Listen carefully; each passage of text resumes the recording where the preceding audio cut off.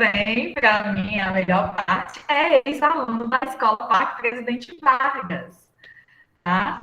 Então, é uma honra, né, ter um ex-aluno aqui agora como palestrante, né? A gente fica assim com orgulho lá nas alturas, né? Eu acredito que todos os seus ex-professores devem sentir isso.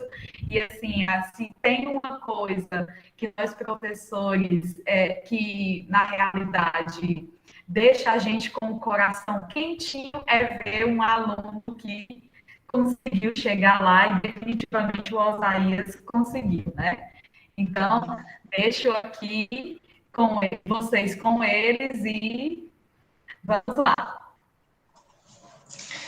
Obrigado, Limária.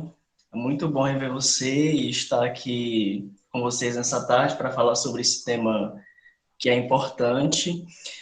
Se eu tenho mais ou menos uns 8 slides. Aí, se eu estiver falando demais e estiver perto de acabar, precisando, aí você avisa no chat que eu dou uma acelerada. E aí, quando for no final, né, a gente abre para as perguntas, comentários, mas se alguém quiser fazer alguma intervenção também, não tem problema. É só levantar a mão, né, que tem aí no Google Meet, essa mãozinha que eu posso dar um pause, porque realmente é muita informação. Então, eu vou tentar ser o mais didático possível. Boa Isso, tarde a todos. Osaías. Só uma coisinha que eu me esqueci, né? Ah, Essa palestra do Osaías, gente, ela faz parte de um ciclo de palestras que está acontecendo na escola, né? Ontem nós tivemos uma palestra sobre migração, né, para os terceiros anos, essa sobre racismo e violência para os segundos, e os primeiros e nonos também, posteriormente, vai ter a deles.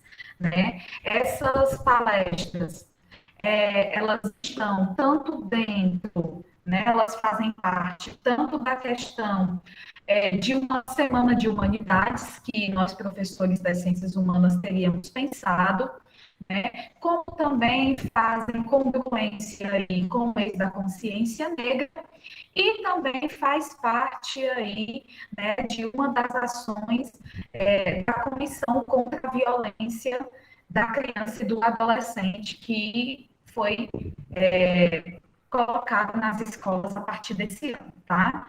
Então, essa palestra, ela está dentro, né, desse ciclo de ações que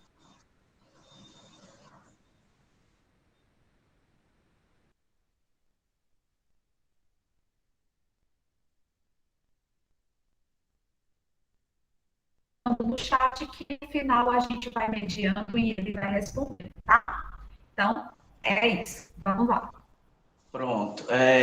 Eu não sei quem está projetando o slide, mas eu vou pedir para colocar em tela cheia, ou pode ser pelo F5, a tecla, ou tem um botãozinho lá embaixo, que é como se fosse um quadradinho, que você aperta e a tela do slide fica completamente cheia. É a Adriana Osaías que está projetando, viu? Pronto, Adriana, se ela estiver me ouvindo, só apertar o F5. Pronto, perfeito. Então, boa tarde a todos que estão aqui me ouvindo, né? A Limária já me apresentou. Sou ex-aluno com orgulho do Parque Presidente Vargas, dessa escola que eu passei basicamente a minha vida inteira estudando, né? Desde a quarta série, foi da quarta série do fundamental até o terceiro ano do ensino médio, né? Então, e aí eu estava pensando sobre isso, eu acho muito importante que nós estejamos tendo essa conversa, principalmente para vocês que estão no ensino médio, porque durante o período que eu estava no ensino médio, ali entre 2010, 2011, 2012, eu não lembro de ter tido, ou se teve, eu realmente não cheguei a lembrar sobre isso, algum momento que a gente chegou a conversar sobre isso na escola. E, infelizmente, a escola ela é um dos espaços onde o racismo e a violência racial ela acontece de formas variadas, né? Então, isso também é uma coisa que eu vou comentar depois, mas, primeiramente, é importante falar sobre isso, porque a escola, como uma instituição que é reflexo da sociedade, então ela também acontecem coisas ali no cotidiano da escola que refletem a sociedade como um todo, né? Porque a escola ela não é perfeita, né? Ela não é um santuário, então a gente vai falar sobre isso também para a gente, vocês enquanto aluno e também os professores que estão aqui, para a gente ter uma noção maior, né, da importância de falar sobre racismo e violência. Pode passar o slide. E aí, alguns eixos temáticos dessa nossa conversa são alguns conceitos bem específicos. Primeiro, eu vou falar sobre raça, depois sobre racismo, depois violências no geral, que a gente vai entender melhor quando eu estiver falando, e depois sobre racismo religioso, e nesse caso específico, é o racismo voltado para as religiões de matrizes africanas, que eu também vou explicar depois. Pode passar. Então, primeiramente, o conceito de raça, né? Então, a gente pode perguntar, o que é raça? Basicamente, raça é um conjunto de características físicas externas, que é aquilo que a gente chama de fenótipo, que são transmitidas geneticamente, parcial ou totalmente, dos pais aos filhos, né? Então, é aquela história que a gente conhece sobre fulano tem a cara parecida com a da mãe, com a do pai, ou quando os irmãos, eles são parecidos. Isso que a gente enxerga externamente, fisicamente nas pessoas, é o que a gente chama fenótipo. E isso que a gente chama fenótipo, quando a gente coloca vários indivíduos com esse mesmo fenótipo ou com fenótipo em comum, a gente tem então um grupo racial. Então, raça, do ponto de vista meramente biológico, ele se refere basicamente a isso. As leis da genética de hereditariedade que a gente herda dos nossos pais, né, da nossa mãe, do nosso pai. Eu não sei se vocês já chegaram até essa discussão já no ensino médio sobre biologia, né, mas vocês vão estudar um pouco sobre essa questão genética. Então, ela faz basicamente referência a isso. Então, raça é um grupo fenotípico relativamente homogêneo, pois comportam também diversidade, né? Então, se a gente for usar as categorias do IBGE, por exemplo, a gente tem basicamente 5 categorias, que é branco, preto, pardo, indígena e amarelo. No caso das populações indígenas, o indígena tanto hoje em dia ele tem mais o sentido étnico do que o sentido racial, né? E no caso desse grupo, que é chamado como amarelo, é o que a gente identifica como asiáticos, né? Então, os descendentes de japoneses, chineses, que moram no Brasil, eles são identificados a partir do recorte racial como sendo amarelos, né? Então, quando você pega em conjunto vários indivíduos que são brancos, que são pretos, que são pardos, que são indígenas, você tem, então, um grupo racial. Então, é basicamente isso, né? Um conjunto de fenótipo que é homogêneo desse ponto de vista. E aí eu vou fazer uma citação da Maria Aparecida Bento, que é uma psicóloga negra, que ela diz o seguinte, abre aspas, não existem comprovações científicas de que determinado grupo grupo racial nesse caso, apresente rigidamente o que seria um determinismo biológico absoluto, esta ou aquela característica. A ciência não tem como classificar rigidamente uma espécie de raça pura, por exemplo, determinado grupo, partindo de características físicas, até porque é visível a miscigenação que ocorre, O que ocorre é que cada grupo pode apresentar predominância de um ou outro traço físico. E isso tem muito a ver, fecha aspas, no caso, e isso tem muito a ver da forma como o racismo ele ocorre no Brasil e a forma com a qual as pessoas são identificadas racialmente no Brasil.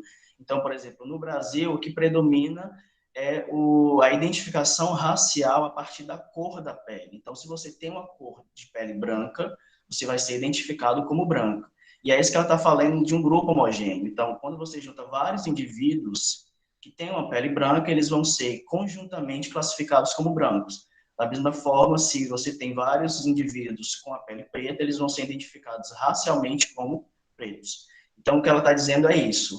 E mesmo assim, dentro dessa mesma população branca e dessa população preta, você vai ter diversidade, ou seja, nem todos os brancos vão ter a mesma cara, digamos assim, o mesmo cabelo, o mesmo nariz, a mesma boca, os mesmos olhos, a mesma altura, o mesmo corpo. Então, também tem uma variedade, que isso já é exatamente da própria biologia, né? Ao mesmo tempo que você tem essa homogeneidade, essas coisas em comum, você também tem essa diversidade dentro de cada grupo racial. Que aí é o que eu estou fazendo para explicar para vocês mais ou menos o que é o conceito de raça. E aí a gente tem que entender uma coisa, que esse conceito de raça, que a gente vai falar depois sobre racismo, que é também o que a gente pode chamar de consciência racial, não são coisas inatas, ou seja, a gente não nasce sabendo que a gente é de raça tal, de raça B, ou tendo já uma consciência racial sobre o impacto do racismo nas nossas vidas, por exemplo. Mas são noções que são construídas socialmente, né? Eu já coloquei aí, mas eu acabei não citando, lá no primeiro parágrafo, né, tem o Juan Comas, que é um antropólogo mexicano e espanhol. Tem um termo que eu me esqueci.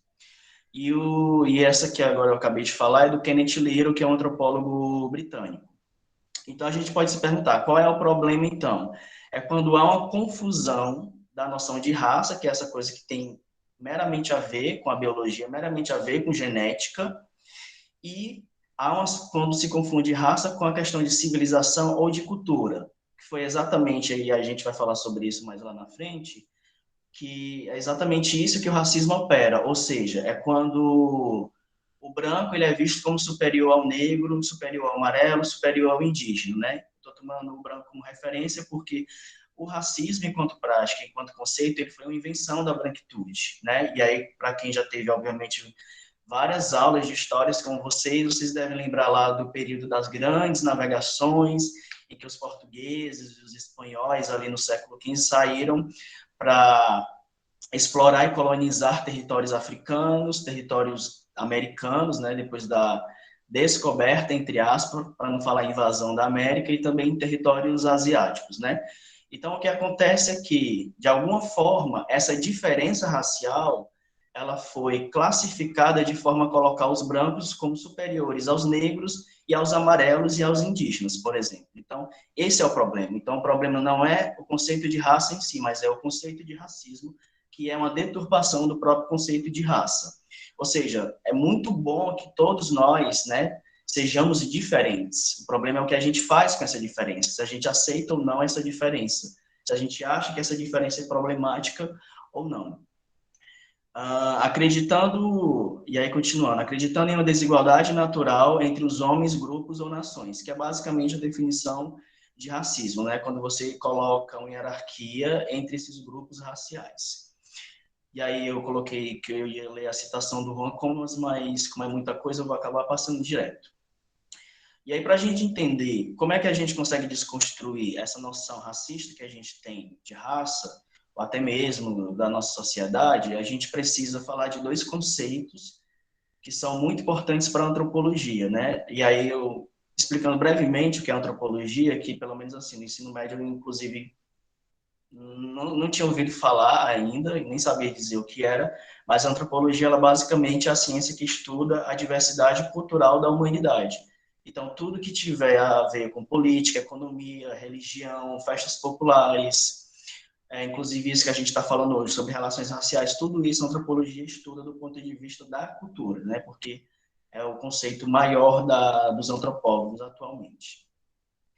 E aí existem esses dois conceitos, que é o conceito de etnocentrismo, que apesar de ser uma palavra difícil, que talvez vocês nem tenham ouvido já falar dela, e relativismo. O que é o etnocentrismo?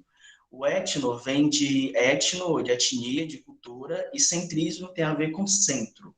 Ou seja, é como se fosse o pensamento a partir de um determinado centro. Então, o etnocentrismo, ele nada mais é do que você medir com a sua régua ou com seus valores culturais a cultura do outro, que foi exatamente o que os colonizadores europeus fizeram quando eles entraram em contato com as populações indígenas, ameríndias, né, da América, com as populações africanas e com as populações asiáticas. Então, eles olhavam para essas populações e, de alguma forma, eles se enxergavam superiores a essas populações e julgavam a partir dos valores deles. E tem totalmente o oposto disso, que é o relativismo. É quando você, mesmo tendo a sua cultura, que todos nós somos etnocêntricos, é você dizer que, tipo, ok, tem a minha cultura, fulano tem a cultura dele, tem a religião dele, tá tudo bem. Eu não preciso dizer que o outro é pior ou dizer que eu sou melhor do que o outro simplesmente porque a gente é diferente. Então, o relativismo ele é essa capacidade que a gente tem de questionar as nossas próprias convicções, crenças, para que a gente possa entender a crença e a cultura do outro, né? São basicamente essas duas coisas. Porque o racismo, ele só é possível a partir dessa atitude etnocêntrica, e uma postura antirracista, que é o oposto disso, só é possível a partir do segundo, que é quando a gente começa a relativizar, né? A gente começa a ter menos certezas sobre o outro. Quando a gente começa a questionar os preconceitos que a gente tem com religião tal, com um grupo tal, com etnia tal, né? Tem aí o exemplo que a Limária, o exemplo não, a Limária chegou a comentar sobre a palestra de ontem que foi sobre migração, e tem essa questão também, né? Se você tem uma atitude de desprezo, uma atitude de discriminação com migrantes, que aqui no Brasil você tem haitianos, bolivianos, né, dependendo de cada caso, africanos, você basicamente está sendo racista ou xenófobo, né? Então, é como a gente lida com essas diferenças. E aí, para a gente ser antirracista, a gente precisa relativizar, né, questionar as nossas próprias convicções e até os preconceitos, né? Então, o racismo, ele é basicamente isso, ele é uma deturpação do conceito de raça. E aí, no geral, raça, como eu falei, tem apenas a ver com essa questão genética que se expressa externamente a partir do corpo, dos traços e da pele das pessoas, apenas isso. Pode passar para o próximo slide. E aí, agora que a gente sabe o que é basicamente raça, a gente pode, então, dizer ou conversar sobre o que é racismo, né? Que tem muitas pessoas que falam sobre racismo, mas elas não explicam o que é raça, o que, do meu ponto de vista, é um erro, porque o racismo ele só é possível de ser pensado e discutido a partir do conceito de raça.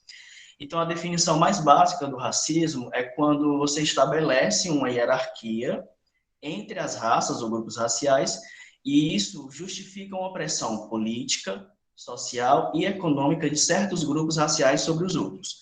Então, quando a gente vai olhar para a história, e aí nesse sentido a história ela é algo que se refere ao passado, ao presente e também ao futuro, porque essas três coisas estão ligadas, se a gente olha para o passado, a gente vai ver que, como eu falei antes, os colonizadores brancos europeus, eles basicamente criaram a prática do racismo. Foram eles que começaram a ter essas primeiras práticas discriminatórias a partir de um recorte racial ou de um recorte étnico. E aí, basicamente isso é hierarquizar, que é aquilo que eu já falei, né? Que é quando você, de um grupo racial, começa a se achar melhor do que o outro. Depois eu vou dar uns exemplos práticos disso, para a gente sair meio do abstrato, para a gente entender como é que isso acontece na prática. E aqui eu vou colocar uma citação que diz o seguinte: a origem do racismo ela não é científica, mas é política. Ou seja, os colonizadores europeus, eles inventaram o racismo, começaram a praticar o racismo porque eles tinham interesses econômicos e políticos. Porque essa foi a única forma que eles encontraram para justificar a colonização deles, né? O racismo, então, ele se baseia no etnocentrismo, que foi aquilo que eu já falei, que como aponta Laraia, Roque de Barros Laraia, que é um antropólogo brasileiro, o etnocentrismo, né, que é aquilo que eu já falei para vocês, é o germe, ou é a origem do racismo, também é a origem da intolerância e é usado para justificar a violência contra o outro. Então, antes mesmo do racismo, tem essa questão do etnocentrismo, né, que eu falei que todos nós somos etnocêntricos em alguma medida. A questão é o que a gente faz com isso, né? E aí, no caso dos colonizadores europeus, isso veio a gerar o racismo. E aqui a gente também precisa entender que o que a gente está falando sobre racismo, enquanto teoria científica, ele basicamente surgiu ou começou a ser pensado entre o século XVIII, segunda metade do século XVIII, não lembro se é a primeira, mas século XVIII e século XIX principalmente. Foi exatamente esse período que as ciências elas começaram a elas já estavam se especializando ali desde o Renascimento, pós-Idade Média, mas onde as ciências naturais, tanto as ciências naturais quanto as ciências humanas, elas começaram a ter um cantinho para cada um. E aí, nesse sentido, começou-se então a pensar sobre qual era o motivo dessas diferenças raciais ou culturais. Então, você tem o século XVIII, o século XIX, essa intelectualidade branca, europeia, pensando o racismo enquanto ideologia, uma forma de ver e enxergar o mundo, mas antes mesmo deles pensarem, inventarem esse conceito, principalmente ali a partir do Arthur de Gobineau, que é considerado o pai do racismo, que foi um filósofo francês, já a partir do século XV, os autores que estudam as relações raciais já dizem, mesmo antes da invenção do conceito de racismo, a prática do racismo ele já existia, né? Porque as discriminações raciais elas já existiam. E a gente tem, então, o marco das grandes navegações do século XV, como esse marco onde as discriminações raciais elas começam a operar a partir dessa lógica da colonização. Então, a gente também tem que ver a colonização a partir vinculada a essa questão do racismo. No Brasil, o que se destaca é o racismo de marca ou racismo de cor, que é aquilo que eu falei para vocês. Então, nós somos identificados racialmente a partir da nossa cor e a partir dos nossos traços, que é uma coisa que o Horácio Nogueira, que é um sociólogo brasileiro, ele coloca, né? Diferente da forma como acontece lá nos Estados Unidos, que mais o que importa é a origem da pessoa. Então, lá, a mesma pessoa tendo um fenótipo que aqui no Brasil seria vista como branca, se ela tiver algum parente negro, até a terceira geração, ela é considerada negra, né? Mas aí já é a realidade dos Estados Unidos, não é o nosso caso. Em resumo, o problema, então, não é a gente pensar o conceito de raça, mas é o que a gente faz com ela, que pode ter como consequência o racismo, né? Que foi basicamente o que eu falei e o que eu já comentei sobre as grandes navegações e o século XV. E aí, o Juan Comas, que é esse antropólogo hispano-mexicano, lembrei esse termo que eu estava lembrando, hispano-mexicano, ou seja, ele tem dupla nacionalidade, mexicana e espanhola. Durante o século XIX, onde o racismo ele começou a ser pensado, né, pelos filósofos, políticos e outros homens europeus, havia basicamente, inclusive, para vocês verem o quanto que o racismo ele é estúpido, e ele é absurdo, e ele é irracional, um racismo entre os brancos, porque começou-se a pensar sobre determinados mitos, sobre determinados povos que eram ancestrais dos europeus. Então, começou-se a pensar sobre os arianos, sobre os celtas e os anglo-saxões, e aí, nesse sentido, ali no século XIX, o racismo estava muito ligado a uma noção de nacionalismo ou de nacionalidade. Ou seja, era o branco inglês se achando melhor do que o branco francês, e o branco francês se achando melhor do que o branco italiano. Era mais ou menos uma coisa assim. Então, para além do próprio absurdo do que é o racismo, ele é tão irracional que ele chegou a ser cogitado, inclusive, entre os próprios brancos europeus que gestaram o próprio racismo para dominar outros grupos raciais. Então, por aí você vê o nível de distorção que essa galera tinha em relação à questão, né? Então, assim, aí tem uma outra questão que depois eu vou aprofundar no próximo slide, que é uma questão que hoje em dia, a gente está ouvindo falar um pouco mais, que é sobre o famigerado racismo reverso. E aí, quando a gente fala sobre isso, por exemplo, a gente tem que entender que não existe racismo reverso, porque o racismo ele foi criado, né, pelos colonizadores brancos europeus. A gente tem que sempre estar racializando o debate para a gente saber aonde cada grupo ele está nessa discussão. Porque as populações racializadas, ou seja, a população negra, a população parda, indígena, amarela, elas não têm poder para oprimir os brancos, é exatamente o contrário, porque o racismo ele é uma estrutura de opressão, né? Uma estrutura de opressão política, econômica, e aí depois eu vou entrar em outros detalhes. Mas aí não existe esse negócio de racismo reverso, e eu vou voltar a isso mais lá na frente, porque, via de regra, o que acontece é que essa ideia de racismo reverso ela é uma atitude dessa população branca que não só inventou o racismo e agora está dizendo que ela é vítima do racismo, né? É dessa população branca, colonizadora, que inventou o racismo e que agora está apontando que o outro é o opressor ao invés dele ser o opressor, né? E aí eu coloquei isso a partir da Djamila Ribeiro, que é uma filósofa negra, que talvez você já tenha ouvido falar. Pode passar o próximo slide, e aí quem quiser entender um pouco mais sobre isso, pode consultar, né, os livros da Djamila e por aí vai. E aqui, para dar outros exemplos mais práticos sobre o que é isso, eu coloquei aqui os tipos de racismo. Aí alguém vai pensar assim, nossa, Osaías, você colocou aí 5, 6, 7. É que eu eliminei 2 ali, aí ficou 5, 8 e 9. Tem isso tudo que a gente pode identificar como práticas racistas e tem muito mais.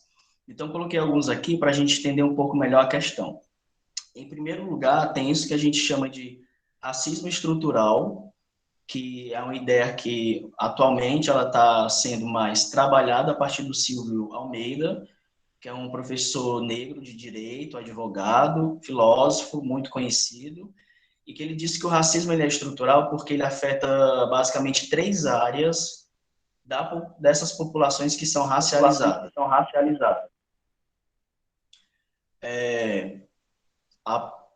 Primeiro é política, o âmbito da política, o âmbito da economia e o âmbito da subjetividade. Então, o racismo ele é estrutural porque quando a gente vai olhar para o cenário político, eu não sei se vocês já perceberam isso, mas o que a gente vê são muitos homens e brancos. Não sei se vocês já pensaram sobre isso. E a gente vê poucas mulheres e mulheres negras ou mulheres indígenas, por exemplo, né? Recentemente o Brasil, né, foi eleita aí a primeira deputada mulher, não o primeiro deputado indígena, porque lá no século passado já teve, eu não lembro agora o nome dele, mas a gente tem hoje em dia a Joênia Wapichana, que é advogada indígena. Então, quando a gente vai olhar no campo da política, a gente vai ver que o racismo, ele coloca basicamente as mesmas pessoas no poder, que são homens brancos. Quando a gente vai olhar para a questão da economia, a gente vai ver a partir de dados estatísticos, que tem aí aos montes de pessoas falando sobre isso, que a população branca, ela ganha muito mais do que a população parda, a população preta, a população indígena ou amarela, né? Existem dados, porcentagens e tudo que explicam, aliás, que falam sobre isso. Então, você tem que se perguntar, por que uma pessoa preta, que tem o mesmo nível de formação e de experiência que a pessoa branca ganha metade ou menos do que o cara branco, né? Então, a gente tem que ver. Então, isso já é uma expressão do racismo. E em relação à subjetividade, que aí tem a ver com essa questão do estrutural, é porque as populações, né, que são racializadas, que são todas essas que eu falei, preta, parda, indígena, amarela, elas têm a própria percepção do que elas são atravessada pelo racismo. Então, às vezes, é uma pessoa que não gosta do cabelo, porque diz que o cabelo é feio, não gosta do nariz, porque diz que o nariz dela é feio e ela se sente feia. Então, para essas populações que têm essa subjetividade, ou seja, a própria identidade delas marcadas pelo racismo, é difícil, por exemplo, se achar bonito. É difícil dizer que o cabelo da pessoa é bonito, que o olho é bonito ou qualquer outra característica física que ela tenha. Então, o racismo ele também afeta a própria percepção que a gente tem, né, de nós mesmos. Então, o racismo ele é estrutural porque ele afeta nessas três áreas, né? Em segundo lugar, a gente tem o racismo institucional, que também é algo tratado pelo Silvio Almeida. E o racismo institucional nada mais é do que o racismo que é praticado dentro de determinadas instituições. Por exemplo, a escola é uma dessas instituições, né? Durante a pesquisa de mestrado que eu realizei, eu cheguei a ler um livro do professor Patrício Carneiro Araújo, que ele fez uma pesquisa sobre isso, sobre como o racismo ele opera dentro das escolas, e a gente viu, por exemplo, que adolescentes e crianças que eram de religiões de matrizes africanas, elas não se sentiam à vontade para falar sobre isso. Mas por que elas não se sentem à vontade para falar sobre isso? E nem para dizerem que, por exemplo, como era o caso da maioria, elas são negras.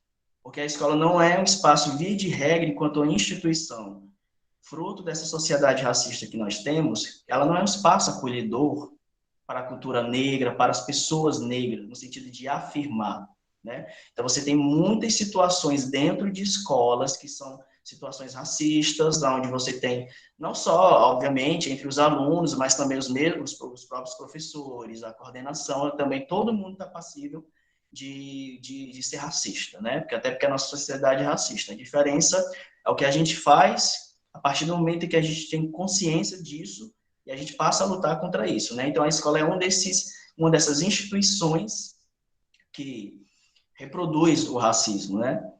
O slide saiu da tela. Diana, eu acho que tu fechou, tu parou a apresentação sem querer.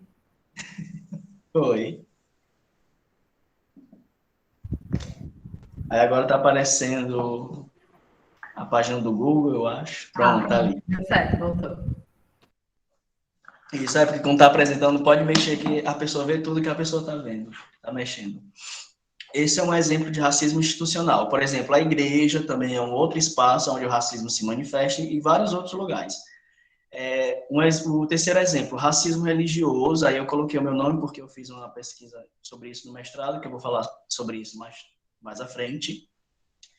A gente tem o racismo ambiental, que aí eu citei a Stephanie Ribeiro, e trouxe o exemplo da comunidade quilombola do Cumbe, lá em Aracati. Eu não sei se vocês já ouviram falar, mas existem, sim, mais de 80 comunidades quilombolas no Ceará. E existem também vários territórios ou aldeias indígenas também no Ceará. Então, se vocês não sabiam, saibam que no Ceará existe quilombola e no Ceará também existe indígenas. O exemplo que eu posso dar de racismo ambiental é quando essas populações, principalmente indígenas e quilombolas, elas têm uma ligação muito forte com o território delas. E aí, geralmente, o que acontece, como a gente vê em várias notícias, os territórios delas são invadidos, também ocorrem ameaças de morte, assassinato, e também essas pessoas têm carência de acesso à saúde, à renda, à educação, a transporte e a outros tipos de serviço. Então, quando você tem uma estrutura que não favorece a saúde mental e a própria, né, a saúde física, o bem-estar físico de uma determinada população, porque nesse caso essas populações são racializadas, aí você tem então o racismo ambiental, que é o racismo específico que atinge especificamente esses territórios. Em quinto lugar, a gente pode citar o racismo recreativo, que aí a gente pode citar o Adilson Moreira, né, que ele escreveu um livro sobre isso. E um dos exemplos mais básicos do racismo recreativo são as pegadinhas, né? São piadas racistas. Então, quando você faz piada, achando que é piada com cabelo crespo da fulano ou do fulano de tal, e isso é motivo de chacota, você está sendo racista. Simples assim. E isso é um exemplo muito básico, mas existem muitos outros, né? Eu dei o exemplo da pegadinha porque eu cheguei a assistir um vídeo onde a produção, eu acho que era do canal 8 da Record, aquelas pegadinhas bem sem graça. Eles levaram duas mulheres negras para passear na cidade, uma coisa assim, e ao longo do percurso eles iam fazendo algumas brincadeiras com elas. E aí teve dois momentos, na verdade, dessa pegadinha, que eles pararam o ônibus e aí eles disseram que tinha alguma coisa errada acontecendo. E aí todo mundo ficou apreensivo, né? Só que as duas mulheres não sabiam o que estava acontecendo e que elas estavam sendo alvo de uma pegadinha. E aí o repórter lá, enfim, abriu a porta e depois dois ou três policiais entraram no ônibus dizendo que tinham que fazer uma revista porque havia suspeita de que naquele ônibus tinha droga, alguma coisa assim do tipo. E aí, para surpresa, entre aspas, quando eles foram revistar a bolsa da mulher, tinha um pacote que sugeria que aquilo era droga e o cara estava dizendo que ela ia ser presa por conta daquilo. E essas duas mulheres, elas obviamente estavam sendo vítimas de uma pegadinha, mas nesse sentido é uma pegadinha racista, eu vou explicar por quê. Porque a população, principalmente a população negra, a população preta e parda, nesse caso, também a população indígena, ela nunca teve uma relação de amizade com as forças policiais. Né? Então, quando a gente vai olhar os dados da violência no Brasil, a gente sabe que a polícia brasileira é a que mais mata e também uma das que mais morre no mundo. Mas quando a gente vai olhar para quem a polícia mais mata, quem mais mata são os pretos e os pardos. Então, quando você coloca dois policiais brancos para abordar duas mulheres negras, acusando elas de serem traficantes de droga e dizendo que elas vão ser presas, o que é isso? Nada mais do que o racismo recreativo. Porque depois disso que aconteceu lá na pegadinha, o repórter pegou e falou assim, é uma brincadeira. O microfone. E aí elas ficaram, tipo assim, obviamente, né? Mas é esse tipo de pegadinha que a gente pode dar como exemplo de um racismo recreativo. O slide saiu de novo. Um sexto exemplo é o que eu coloquei entre aspas, um racismo étnico, né? Por exemplo, no caso das populações ciganas, quando a gente fala de populações ciganas ou povos ciganos, a gente está falando não de questão de raça, mas de etnia. Por quê? Porque os ciganos, eles são culturalmente diferentes, né? Eles têm uma cultura que é própria, então, geralmente, eles sofrem racismo por conta dessa diferença cultural. E, por último, tem isso que eu já falei antes, né, a partir da Djamila Ribeiro, que é o racismo reverso. E aí eu vou explicar para vocês, a partir de uma fala dela, que é essa coisa gigante que eu coloquei aí, para a gente entender melhor o que é isso. Abre aspas, ela diz o seguinte: falar em racismo reverso é como acreditar em unicórnios, porque não existe racismo de negros contra brancos, né, que geralmente é isso que se fala, porque como a população negra, hoje em dia, muitas pessoas, né, que tiveram acesso à educação ou estão na militância, elas têm uma consciência sobre si, essas pessoas elas começaram a apontar aquilo que a gente chama de privilégios da branquitude. Então, quando uma pessoa branca ela é confrontada por ela estar sendo racista, ou por ela estar se aproveitando dessa estrutura racista na qual nós estamos imersos enquanto sociedade brasileira, ela acha que ela está sofrendo racismo, mas definitivamente não é o caso.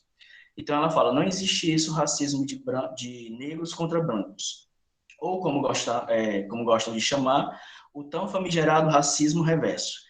Primeiro, é necessariamente se ater aos conceitos. Primeiro, é necessário se ater aos conceitos. Racismo é um sistema de opressão e, para haver racismo, deve haver relações de poder. Negros não possuem poder institucional para serem racistas. Eu quase não estou vendo o ponto aqui. A população negra sofre um histórico processo de opressão e violência que a exclui. Para haver racismo reverso, deveria ter existido navios branqueiros, né, em oposição àquilo que a gente conhece como navios negreiros, e escravização por mais de 300 anos da população branca, é porque eu estou no celular e o negócio fica pequeno, da população branca, negação de direitos a essa população, ponto final. Branco, aí ela faz algumas perguntas, por acaso, né? Brancos são mortos por serem brancos? Por acaso são seguidos por seguranças em lojas? Qual é a cor da maioria dos atores e atrizes e apresentadores de TV? Né, que é uma coisa que a gente pode perceber, né? Quando a gente está assistindo televisão, qual é a cor da maioria dos protagonistas, das pessoas que estão ali? E mesmo quando tem uma pessoa negra, a gente tem que tentar entender qual é o papel que aquela pessoa tem. Dos diretores de novela, qual é a cor da maioria dos universitários? Quem são os donos dos meios de produção, né? Os grandes empresários do Brasil? Há uma hegemonia branca, é isso? Criada pelo racismo que confere privilégios sociais a um grupo em detrimento de outros. Então, por que eu dei esse exemplo da novela, né? Porque eu lembro isso alguns anos atrás. Eu liguei a televisão, estava assistindo uma coisa assim aleatória, e eu cheguei a ver uma cena que me deixou muito indignado, porque na cena, até aí, digamos, tudo bem entre aspas, né? Só tinha pessoas brancas. O problema é que, pouco tempo depois, essas pessoas brancas, elas foram assaltadas. E adivinhem qual era a cor da pessoa que assaltou aquelas pessoas brancas? Era um negro. E aí eu fiquei, tipo assim, na única vez que eu vejo essa cena numa novela onde o negro aparece, ele ainda aparece como bandido. Então, qual é a mensagem que ele está passando para as pessoas que não têm ainda consciência crítica ou consciência racial? Né? E era uma novela da Globo. Que os negros só servem, entre aspas, para serem bandidos. Ou seja, o negro ele não pode aparecer numa novela como empresário de sucesso, como protagonista, como galã, porque esses papéis geralmente são reservados para atores e atrizes brancas, né? Pode passar o slide.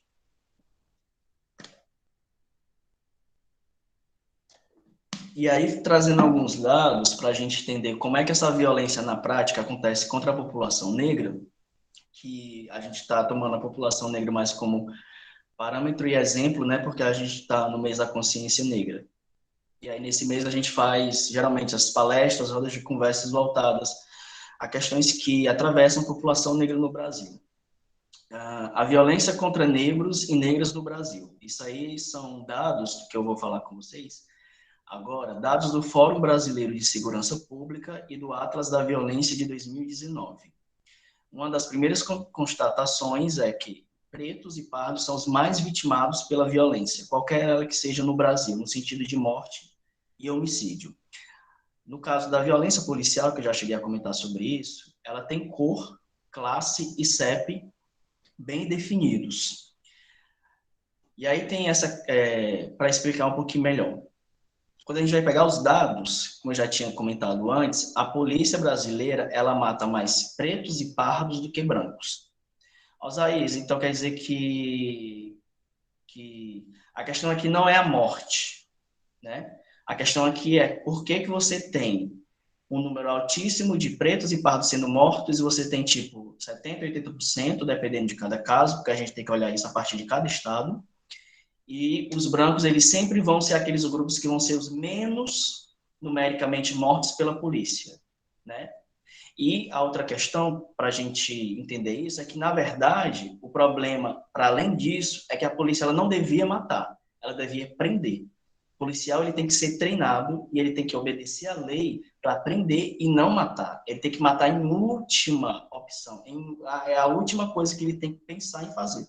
Só que a Polícia Civil, o Exército, assim também com a Polícia Militar, como outras instituições que eu já comentei sobre isso, sobre o racismo institucional, por serem instituições dentro de uma sociedade racista como é a nossa, elas são racistas, né?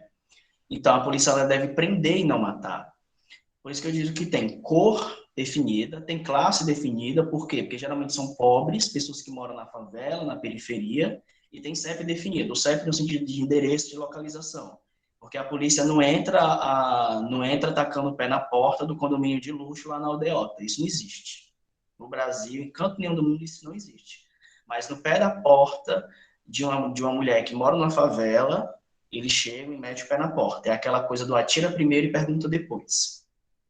Então, no sentido, por exemplo, da violência letal, que é essa violência que mata, a cada 100 pessoas assassinadas no Brasil, e são dados de 2019, recentemente, né?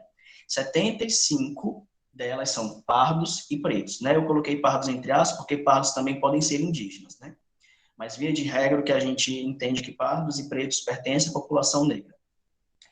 Vítimas de intervenção policial. 75,4% das pessoas mortas em intervenções policiais entre 2017 e 2018 eram negras. E aí eu coloquei aqui, né, os casos recentes do Rio de Janeiro, né? A gente tem da menina da Agatha Félix, do, acho que João Lucas. A gente tem daquele pai de família que estava com a família dentro do carro e levou e foi alvejado o carro com 80 tiros por homens do exército. E aí você pergunta, Azaías, o que eles tinham em comum? Todos eles eram negros. Simples assim. Então, esse negócio de dizer que a bala é perdida, a bala não é perdida, a bala ela é certa, porque ela sempre atinge os mesmos corpos e nos mesmos locais. Né?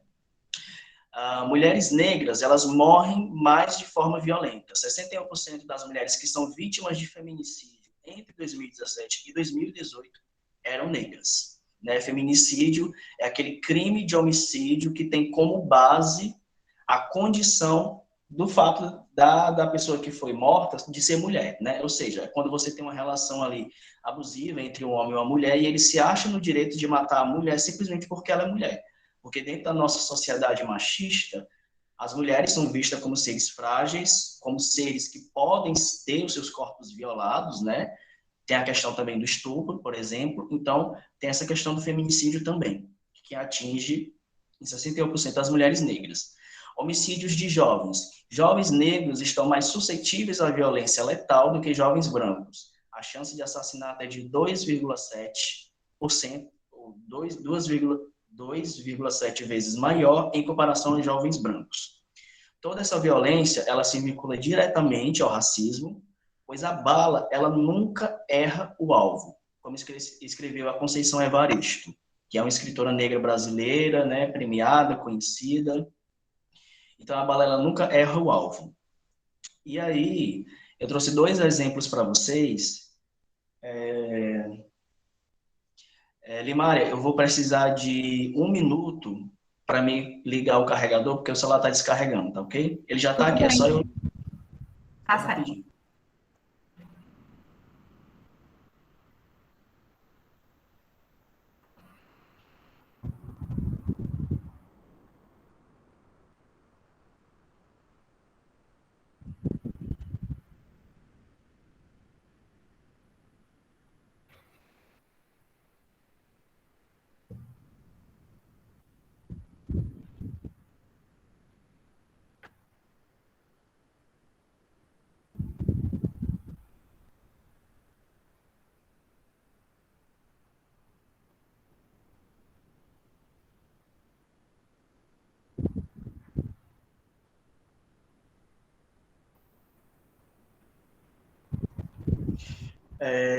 Eu coloquei aqui dois exemplos, eu não sei se vocês já ouviram falar, tem essa série chamada Orange is the New Black.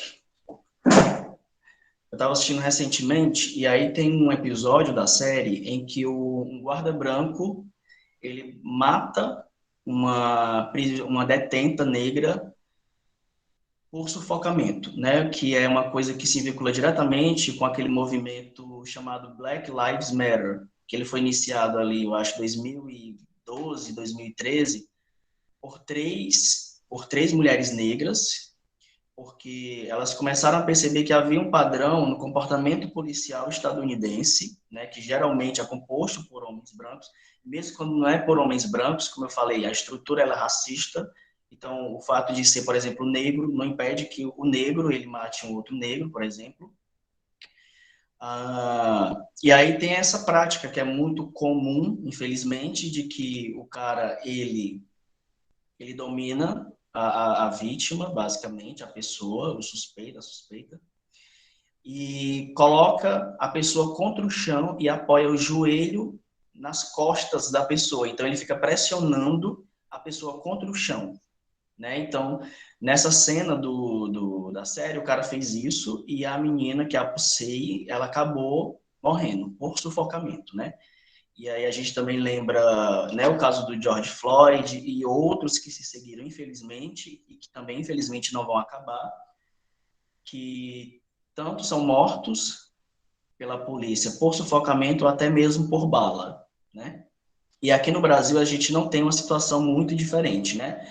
Recentemente, entre outubro e agora novembro, eu particularmente vi muito no Instagram, nas redes sociais, vários vídeos de policiais fazendo abordagem agressiva com homens e mulheres negras, né? Tem um caso lá do Carrefour, tem um caso que eu vi recentemente, de que a mulher ela estava com uma criança no colo e o cara foi lá e botou a mulher contra o chão, assim, e a mulher não estava oferecendo risco nenhum. E geralmente é isso, né? São pessoas que são suspeitas apenas por serem negras. Porque dentro da nossa sociedade racista, os corpos negros eles são vistos como corpos suspeitos. Então, antes que esse corpo suspeito venha, por exemplo, a cometer algum ato ilícito, essa estrutura racista, através desses policiais, ela age, mas não de uma forma assertiva, não de uma forma certa, condizente com a lei, mas de uma forma totalmente equivocada e desumana. Que são esses vários casos que nós temos aí, que inclusive quando aparece eu mal vejo porque é uma coisa que me causa mal. E o que eu já sei o que é, basicamente, né? Quando já vê a legenda, eu já sei o que é.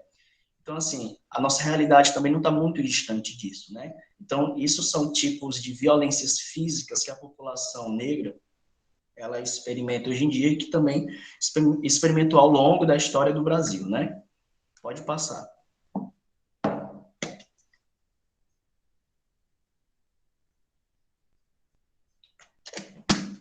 Pode passar, Adriana. Pode passar o slide? Pode. Pronto. A gente já está quase finalizando a conversa. O ponto 4 que eu queria comentar com vocês é sobre racismo religioso. Tem essa sigla aí, que é RMAs, que significa religiões de matrizes africanas, né? Eu coloquei aqui o exemplo culto de missões. Muitos de vocês, né, ou são evangélicos, ou são católicos, ou se não são, passaram por essas igrejas, ou tem familiares que são cristãos ou evangélicos, né, como é o meu caso. Eu lembro de um culto de missões que eu participei numa antiga igreja que eu participava, de um missionário, né, que a gente chama de obreiro, que ele foi fazer uma missão, que a gente chama de missão, né, fazer evangelização em outros lugares, sendo que missão é uma coisa que você pode fazer no seu bairro, né, mas enfim. Em Moçambique. E aí, para quem não sabe, Moçambique é um país da África. E aí eu achei estranho quando ele falou que ele não conseguiu dormir várias noites lá. Ele disse que estava sendo oprimido por forças demoníacas, uma coisa assim do tipo. Eu estava lá sentado ouvindo, quando eu vi, eu fiquei tipo, ok. Eu não sei qual é a necessidade que existe da pessoa falar isso, né? Tendo tantas coisas boas para falar, mas ele falou especificamente sobre isso. Mas o que me chamou a atenção é exatamente essa noção racista que nós, brasileiros, temos em relação ao continente africano, por exemplo, ou qualquer coisa que se relacione à cultura afro-brasileira. E a gente tem que entender que isso é uma coisa lá do passado, que vem lá do passado, desde a colonização. Lembra que eu falei do etnocentrismo, que o branco, cristão, europeu, ele começou a se achar melhor do que o negro, do que o indígena? Então, esse processo de demonização, ele é um processo muito antigo e que, infelizmente, a gente herdou. Então, eu também falei sobre racismo institucional. As igrejas no Brasil, elas são instituições racistas, infelizmente. Só que, como o Brasil, no sentido do racismo, é um país hipócrita, né? Porque tem até aquela pesquisa que diz que 90% dos brasileiros diz que os brasileiros são racistas, mas quando a pessoa é perguntada, você é racista? A pessoa diz, não sou. Eu não sei como é que, de um lado, 90% é racista, e quando pergunta 1% diz que é racista, essa conta não fecha. É mais fácil você dizer, sim, sou racista. É mais fácil você admitir e dizer que você está trabalhando para não ser do que você fazer uma mentira dessa, né? E aí, em relação ao que a gente está chamando de racismo religioso, que ele se dá exatamente contra as religiões de matrizes africanas e até mesmo as tradições indígenas, ele é um racismo que ele é perpetrado, executado pelos evangélicos atualmente de forma majoritária, né? Que aí, como eu já falei, aliás, cheguei a citar com vocês, né? Eu fiz uma pesquisa de mestrado, isso foi entre 2018 e 2020, para entender exatamente o que era o racismo religioso. E aí eu percebi que os evangélicos, né, nós evangélicos, porque eu me incluo, nós somos aquele grupo religioso que mais atacam as religiões de matrizes africanas, tanto no sentido físico quanto no sentido do discurso, né? Quando a gente diz, né, que lá no terreiro, que é isso que a gente entende como terreiro, né? Aquelas pessoas que estão indo lá, elas estão cultuando demônios, elas estão cultuando coisas ruins. O que é que você está fazendo? Você está sendo racista, simples assim. Ah, Isaías, por quê? Porque é uma religiosidade negra. Porque é uma religiosidade negro-indígena. E o negro indígena no Brasil, ele nunca foi visto com bons olhos. Nem a cultura, nem o conhecimento e nem mesmo a religião. Então a gente tem que entender que isso é uma coisa que a gente herda, é um preconceito que a gente herda, mas que esse preconceito ele não é nosso. Eu lembro que quando eu era criança, e isso, o racismo ele é uma coisa que ele não é inata, ou seja, a gente é educado para ser racista, a gente é educado para ser preconceituoso com a religião do outro, né? Então a gente tem que entender isso. Ninguém nasce racista, as pessoas se tornam racistas porque elas são educadas para serem racistas. Eu lembro que isso era na minha infância, eu morava num determinado local, e em determinada rua eu lembro que tinha um terreiro, e eu lembro da minha mãe dizendo para mim que quando eu fosse passar naquela rua, eu tinha que atravessar do outro lado da rua para mim não passar lá em frente. Na época, a única coisa que eu fiz como uma criança ingênua, uma pessoa que obviamente não tinha senso crítico, era dizer, ok, vou fazer isso, e fiz isso durante a minha vida toda. Depois que eu entrei na graduação, né, que até a Limária já falou sobre isso, eu entrei na graduação em História na UFC, que eu comecei a ter acesso a informações e a outras formas de pensar e enxergar o mundo, foi que eu comecei a perguntar, tá, mas por que eu acho isso dessas pessoas, que é o que a gente chama de afro-religiosos? Por que eu penso isso dessas pessoas? E aí eu comecei a pesquisar, comecei a me informar, e eu vi que havia várias notícias que diziam a mesma coisa. Os evangélicos são os que mais atacam os terreiros. E aí eu fui tentar entender o que era isso, né? E a primeira explicação que eu tive é exatamente isso, porque o Brasil, enquanto colônia portuguesa, ele foi dominado, e até hoje nós somos um país cristão, né? Fomos dominados por um país cristão que também estava vinculado a essa questão racial. Então, a religião do negro, ela nunca foi valorizada, ela sempre foi demonizada, e a religião do indígena também. Então, a gente tem que entender que isso é um preconceito que vem antes da gente, que está aqui, mas que a gente só vai reproduzir ele se a gente permitir, né? Porque a primeira forma, o caminho que você tem para seguir para não ser preconceituoso, por exemplo, em relação a isso, é quando você admite que você é. né? Eu já conversei com várias pessoas sobre isso, a pessoa dizia, olha, eu tenho receio de ir no terreiro. Eu digo, ok, você tem receio, eu também já tive. Só que eu venci esse receio, fui lá, convivi com essas pessoas, vi com os meus próprios olhos, conversei com essas pessoas e agora eu sei quem são elas, agora eu sei como é lá, porque eu fui. E não é nada disso do que essas pessoas falaram. Na verdade, elas são o quê? Racistas e preconceituosas, simples assim. Mas também usam o nome de Deus para dizer que os outros estão errados, né? E é aquilo que eu falei antes, gente, o problema não é ser diferente, o problema é o que você faz com essa diferença. Então, ninguém precisa passar por esse processo de dizer que a religião do outro é melhor do que o outro. Acabou, não precisa. Deus, ele não está nem um pouco se lixando para isso, né? E aí eu coloquei isso, né? Evangélicos e RMAs, que há conflitos, mas também é possível diálogo, que foi isso que eu fiz durante essa pesquisa de mestrado, né? E aí, tanto as pessoas que eu entrevistei, quanto a literatura acadêmica, as pesquisas que existem falando sobre isso, e os mapeamentos de casos de intolerância religiosa no Brasil, todos eles são unânimes. Quem mais sofre intolerância religiosa no Brasil são as religiões de matrizes africanas, e quem mais ataca são os evangélicos.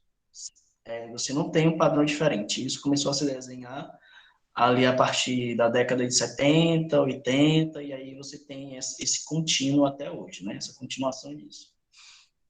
Mas, ao mesmo tempo que nós temos, eu estou falando de evangélicos porque é o lugar de onde eu falo, né? E também muito falando a partir da minha experiência. E aí, ao mesmo tempo que você tem evangélicos que demonizam a religião do outro, seja ele judeu, muçulmano, de terreiro, por exemplo, você tem também evangélicos, e graças a Deus eu me incluo entre eles, que ao invés de ser preconceituoso e reproduzir sobre isso, nós optamos por vencer esse preconceito, né? Ou seja, nós optamos por ter uma prática cristã que dialoga com outras religiões. E quando eu digo dialogar com outras religiões, é simplesmente conversar com pessoas que têm uma religião diferente da minha. Eu não sou obrigado a me converter à religião do outro, mas eu também não sou obrigado a fechar os olhos e tampar os ouvidos para que o outro tenha a dizer sobre a experiência religiosa dele. E aí tem um caso que, durante a minha pesquisa de mestrado, que para mim foi muito importante ter acesso a essa informação, que foi o caso do Kleber Lucas. O Kleber Lucas, para quem é do meio evangélico, até para quem não é do meio evangélico, eu acho, ele é super conhecido, né? Ele é um cantor negro, pastor da Igreja Batista, me esqueci o nome da igreja agora, ele é do Rio de Janeiro.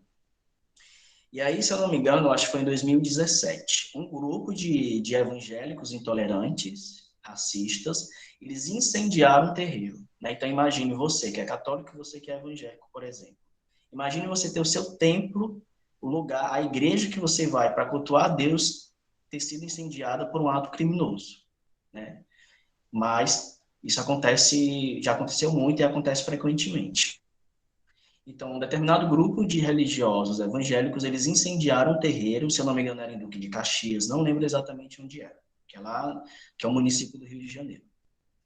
E aí o Kleber Lucas, junto com outras lideranças evangélicas, poucas, que ainda são poucas, quando a gente vai falar de maioria, por exemplo, eles se reuniram, eles visitaram esse terreiro, e lá eles fizeram um culto.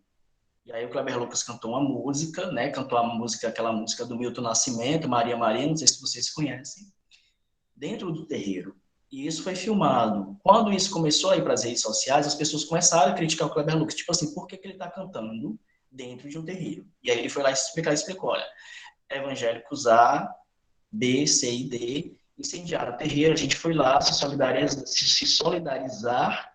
E a gente agora vai fazer o quê? A gente vai fazer a campanha de arrecadação para a gente reconstruir o terreiro. E aí ele começou essa campanha, mas com muitas críticas de um lado e também com muito apoio do outro lado, né? E para mim foi importante entender nesse caso, porque eu entendi que eu não estava sozinho. Ou seja, é possível você ser de uma religião A e você dialogar com alguém de religião B, C, D, E, F, o alfabeto inteiro que você quiser. Né? Ou seja, não é porque você está numa experiência religiosa diferente da experiência do outro que isso lhe dá o direito de ser preconceituoso, né?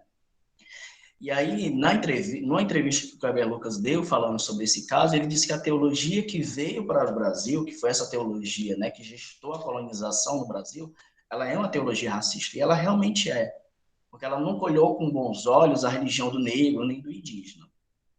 E aí tem esse paralelo que eu gosto, esse exemplo que eu gosto de citar, para a gente pensar como realmente se trata de um tratamento desigual. Todo mundo aqui já, com certeza, conhece os deuses gregos, romanos, nórdicos, e todos eles são deuses brancos. Mas eu nunca vi ninguém dizer que um deus grego, um deus romano é demônio, ou alguma coisa do tipo. Mas quando a gente fala de deuses africanos, aí a pessoa vai lá e diz que é demônio. Então, a única explicação para isso é o quê, meu amor? Racismo. Intolerância e preconceito. Não tem outra explicação. Porque se não houvesse isso, todos os deuses seriam tratados da mesma maneira, né? E eles não são. Então, assim, não adianta a pessoa dizer que... Isso aí eu vou falar depois, né? Se você diz que, eu não sou racista, mas você diz coisas que demonizam a religião do outro, então você está sendo racista. Principalmente se essa religião for de matriz africana ou matriz indígena, né? Então é preciso que nós, independente da nossa religião, até mesmo pessoas que são ateias, que a gente pratique o diálogo interreligioso, que é exatamente isso que eu falei. Você conviver com as pessoas naturalmente. Você não usar o fato de que a pessoa tem uma religião diferente da sua para você ser preconceituoso com o outro. Tipo assim, isso não tem nada a ver. A religião é sua, a religião é do outro, cada um vai cultuar no seu canto, tá tudo bem. Todos nós somos cidadãos brasileiros, então a única coisa que resta é respeitar, né? E aí, alguns exemplos desses evangélicos que fazem esse diálogo interreligioso, a gente tem o próprio Kleber Lucas, que eu já comentei, né, já citei, tem o Runilson Pacheco e tem a pastora Luz Marina Campos Garcia. Então, eles são exemplos que devem ser seguidos pelos evangélicos, não só pelos evangélicos, né, mas pelos católicos, qualquer outra liderança, outros grupos religiosos, de que é possível ser antirracista. Por que é possível ser antirracista? Porque eles dialogam com essas religiões que historicamente foram perseguidas, foram oprimidas e foram demonizadas. Ou seja, o fato de eu dialogar com pessoas de outras religiões não me torna dessas religiões, e também não teria problema nenhum se eu me convertesse, afinal, cada um tem esse direito de liberdade de culto, garantido no Brasil pela Constituição, mas que mesmo assim isso não impede que a gente venha dialogar com pessoas de outras religiões, né?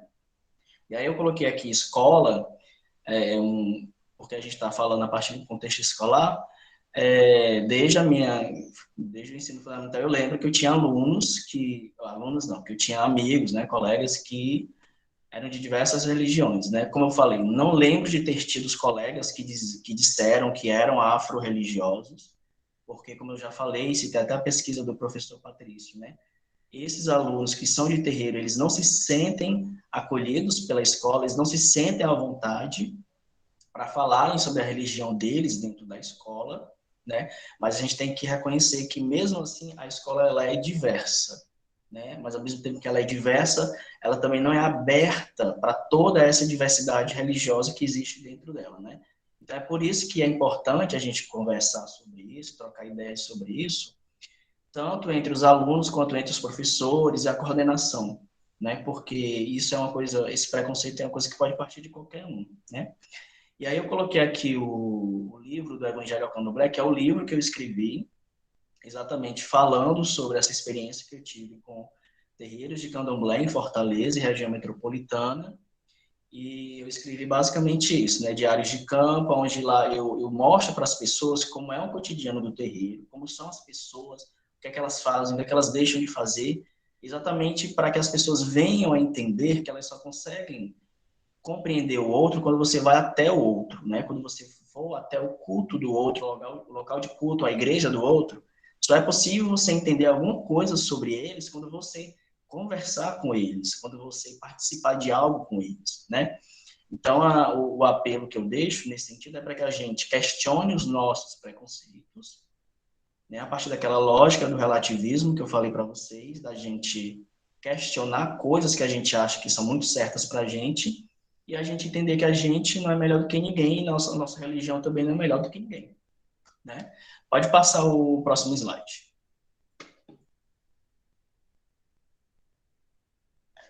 E aí, para concluir, vamos relembrar então, né? O que é raça? Vocês façam essa pergunta para vocês de novo, que aí eu vou responder de novo para a gente fazer um resumão. Raça, basicamente, é a manifestação externa né, da genética que a gente tem, que é aquilo que a gente chama de fenótipo, né? E o que é racismo? É você hierarquizar grupos raciais, dizer que você tem um grupo que é melhor do que o outro, que moralmente falando é melhor do que o outro, tem uma religião melhor do que o outro, né, por exemplo. E aí eu coloquei aqui, não ser racista e ser antirracista. Qual seria então a diferença, né? Como eu falei, a gente está no mês da consciência negra, e aí tem muitas pessoas que precisam entender, tem muita gente que fala assim, não sou racista, e tá tudo bem.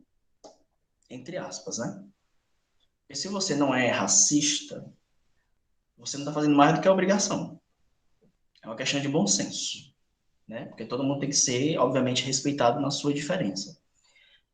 Mas aí qual é a diferença das pessoas que, por exemplo, entre não serem racistas, elas são antirracistas? São pessoas que levam a sério isso, inclusive corrigem as pessoas, né, sobre isso. Então, um exemplo que eu gosto de dar quando você está numa roda de conversa e você, eu já comentei sobre isso, né? O fulano de tal diz que o fulano é de uma religião demoníaca, ou, né, ou fala de algum colega ou colega que o cabelo, só pelo fato do cabelo ser crespo, o cabelo dele é feio, é ruim, é pichain, isso é o que? É racismo. Então, assim, mesmo que você não esteja praticando, se você não corrige as pessoas, se você não diz para as pessoas que ela está sendo racista, então você está sendo conivente com o racismo, que na prática é a mesma coisa, né? Ou seja, quando a gente fala sobre isso, a gente ganha consciência sobre isso, a gente ganha consciência sobre isso para a gente não ser racista e também para a gente ajudar os outros a entenderem quando eles forem racistas, né? Então, quando você vê o fulano fazendo um comentário racista, o que é que você faz? Fulano, não faça isso porque isso é racista. Simples assim. A gente tem que dar nome aos bois, né? Não tem que ter medo de falar isso é racismo. Simples assim. E geralmente com a atitude que as pessoas têm, não, isso não é racismo, não, é uma brincadeirazinha, uma piadazinha. Aí você responde, é uma brincadeira e uma piada racista, mas é racista, né? Como eu falei, o brasileiro ele é hipócrita, porque ele é racista, mas ele nunca quer dizer que é, né?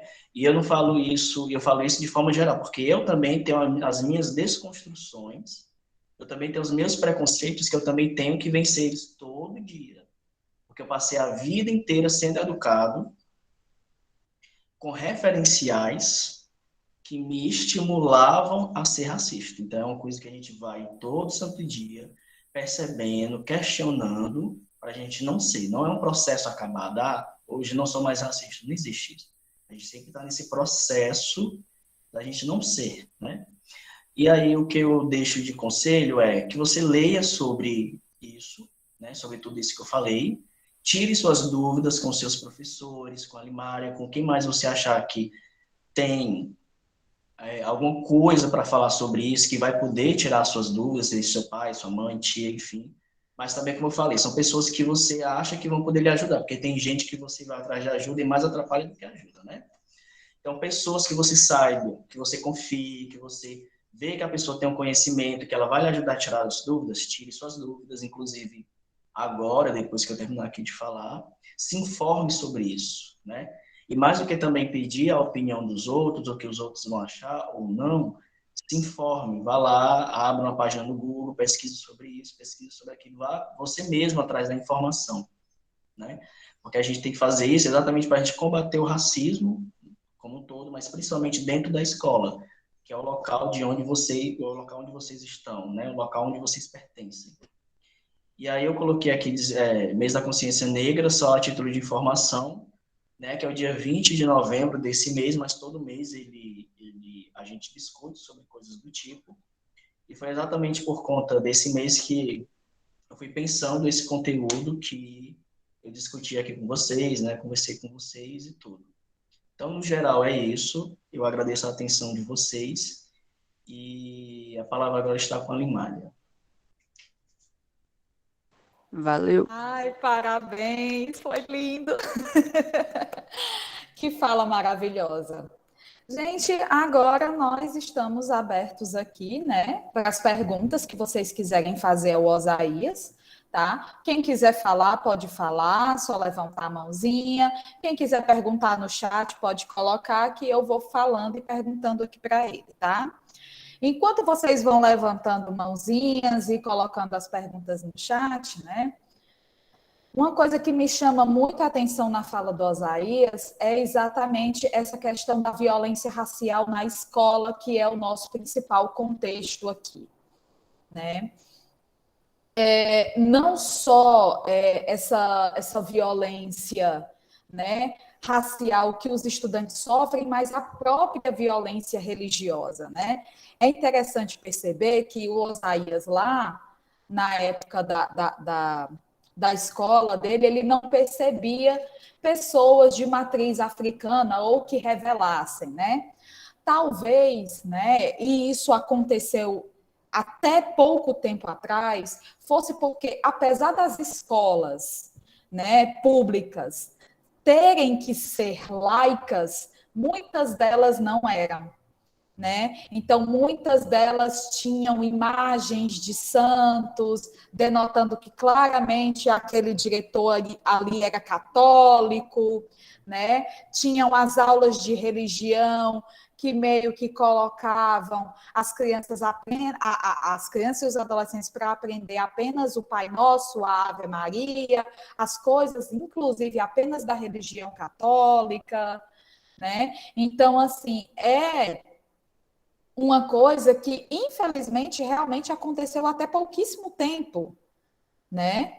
Então, talvez, Osaías, a tua percepção tenha sido por isso, né? Porque realmente não tinha como essas pessoas que tinham religião de matriz africana se sentir à vontade para falar da sua própria religião no espaço desse. Eu acredito que nem quem era evangélico acabava se sentindo à vontade no espaço desse. Imagine quem era, né, participante de uma religião afro que para a sociedade, por muito tempo, se utilizou a expressão chuta que é macumba, né?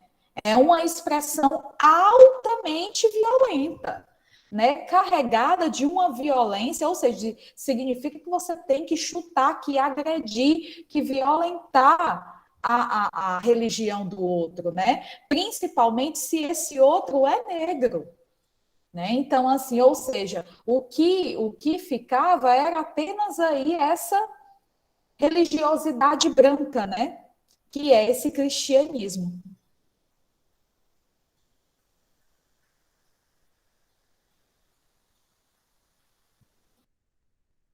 Ó, vamos lá, o Matheus. Real, sei como é bem na rua, ao sair da escola. As pessoas acham meio estranho ao me verem saindo da escola. Uma pessoa, um negão black cacheado. Ai, que lindo! Estudante, tipo assim, que eles pensam, até me perguntam, né? Você realmente é um estudante? E aí, Osaías? É Matheus, né, o nome dele? Só um instantinho.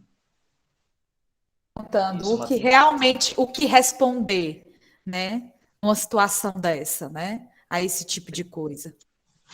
Primeiro que para nós, pessoas racializadas, esse tipo de abordagem, ela é agressiva porque é uma coisa que a gente não espera, porque eu também já passei por situações racistas, nesse sentido de questionarem coisas sobre mim, simplesmente porque eu sou pardo.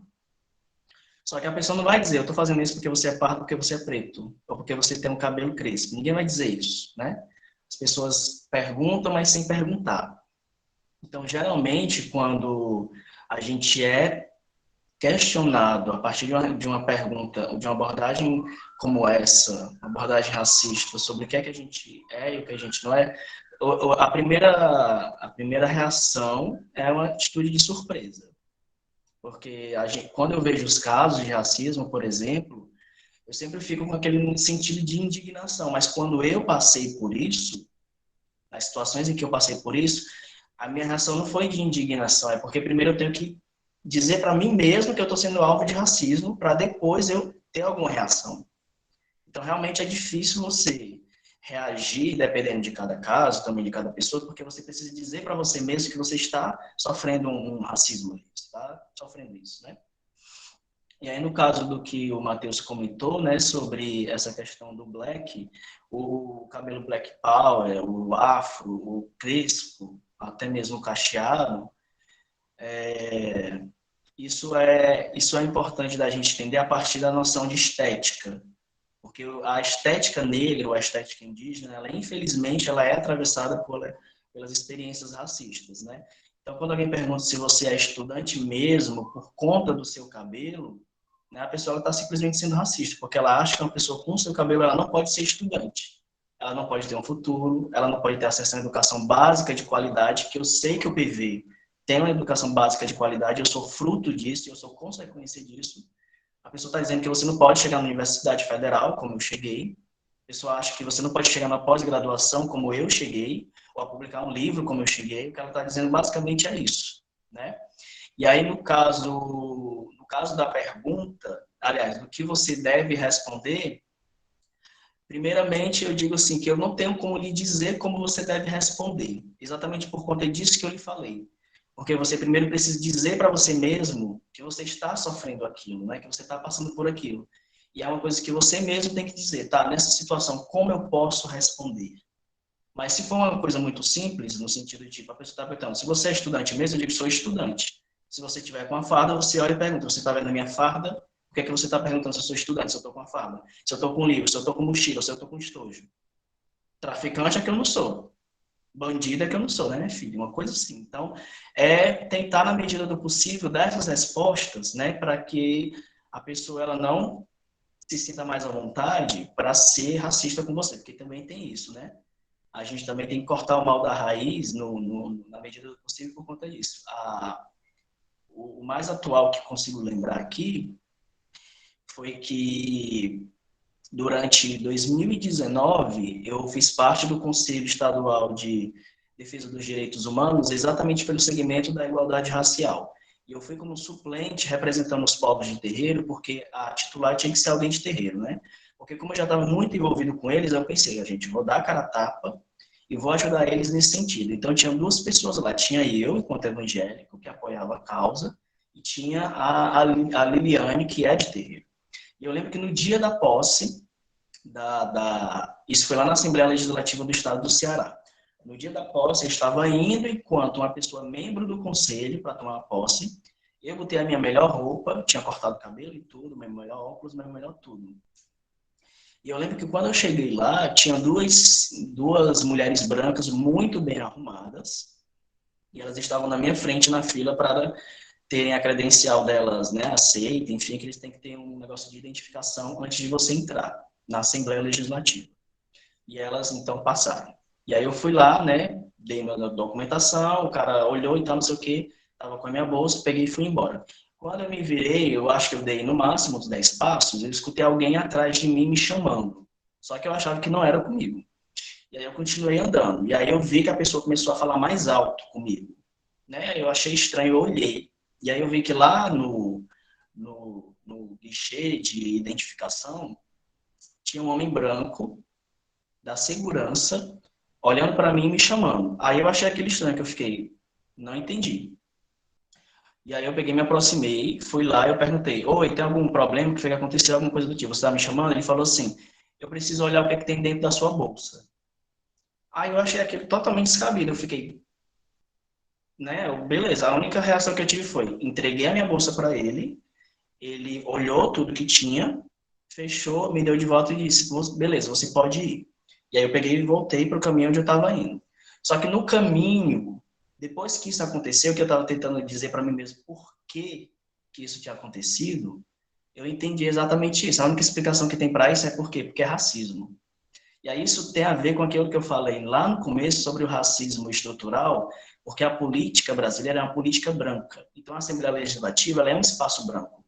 Então eu fiquei pensando, as duas mulheres brancas que estavam na minha frente, elas não tiveram a bolsa delas revistada, mas eu, enquanto indivíduo pardo, simplesmente por ser pardo, mesmo estando com a minha melhor roupa, mesmo estando muito bem arrumado, eu ainda sou um indivíduo suspeito. mas uma pessoa branca não é uma pessoa suspeita. Então, isso é um exemplo que eu lhe dou, porque na hora eu não tive como reagir, porque eu primeiro tive que dizer para mim mesmo que eu estava passando por aquilo. E a minha sensação foi de impotência. Eu podia chegar lá no plenário e dizer, eu acabei de sofrer racismo aqui na porta, fazer o barraco e tal, mas eu não tive condições, porque é uma coisa que quando você passa, é uma coisa que lhe tira o chão, é uma coisa que você tenta entender e você fica sem reação muitas vezes, né? Então, no máximo que eu diria para você é isso, Matheus. Racismo dói, gente. Quem já passou alguma coisa de racismo sabe o quanto dói, né? Eu venho, a minha mãe foi mãe solo, né? A minha mãe foi mãe solo e, assim, eu recentemente eu vim me descobrir, assim, ver uma foto atual do meu genitor paterno, né? E eu descobri que ele é um homem negro.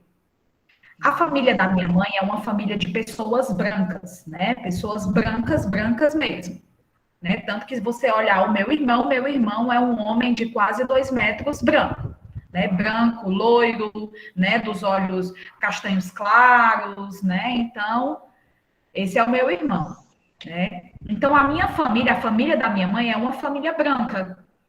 E, assim, por muito tempo eu me achava diferente, né, pela minha cor, porque existe uma coisa no racismo e aqui no Brasil chamado colorismo também, né, que quanto mais branca é a sua cor, ou então quanto mais preta é a sua cor, maior é o nível de racismo que você vai sofrer, né? Então, quanto mais branca você tem a sua pele, né, mas, muito provavelmente você não vai sofrer racismo nenhum, mas de acordo com que o seu degradê vai escurecendo, e aí você vai tendo aí, né, níveis e mais níveis de racismo, ao ponto de quem realmente tem a pele preta deve sofrer racismo quase todo dia, né? Eu só ultimamente vim enxergar os vários racismos que eu sofri na minha infância, na minha adolescência, mas o último que eu sofri na minha vida adulta, eu consegui reagir, porque eu sofri de uma pessoa de dentro da minha família, né? Fui fazer uma visita no interior, né, para visitar essa família da minha mãe, e aí a gente foi ao shopping. E no shopping estávamos todos andando, passeando, quando de repente essa minha prima branca, ruiva, dos olhos claros, resolve fazer uma brincadeira comigo. Olha a brincadeira. Eu já estava com a minha filha, né, sozinha, de 2 anos. E aí, qual foi a brincadeira? Ela disse o seguinte: olha, Limária, eu aqui de braço dado com teu irmão. Meu irmão é um homem branco também, né? Só falta, me arranja aí a Lara para a gente parecer que é um casal e tu é a babá. Ou seja, aí eu consegui responder na hora e a minha família inteira ficou em choque, não com o que ela falou, mas com a minha reação. Por que tu tá dizendo que eu sou a babá só porque eu sou preta? Só porque eu sou mais preta do que tu, aí eu não posso ser a mãe da minha filha, eu só posso ser a babá, a minha filha que é branca, então deveria ser parecer tua filha e do meu irmão, e não minha, porque eu sou preta. Entendeu? Então, eles na hora não entenderam, porque para eles na hora foi só uma brincadeira. Eu estava exagerando, né? Então, infelizmente, a sociedade ela ainda vê desse jeito. E assim, essa foi a única vez que eu consegui reagir. Porque eu acho que das outras vezes eu nem entendia que aquele bullying, aquela exclusão que eu estava recebendo, era uma exclusão racial, né? Era por causa da minha cor, né? Então, assim, a gente demora a ter essas consciências, né? Mas dessa vez que eu consegui reagir, a família de brancos se colocou contra quem? Contra a preta. Inclusive minha mãe, inclusive meu irmão, inclusive outro primo que estava presente.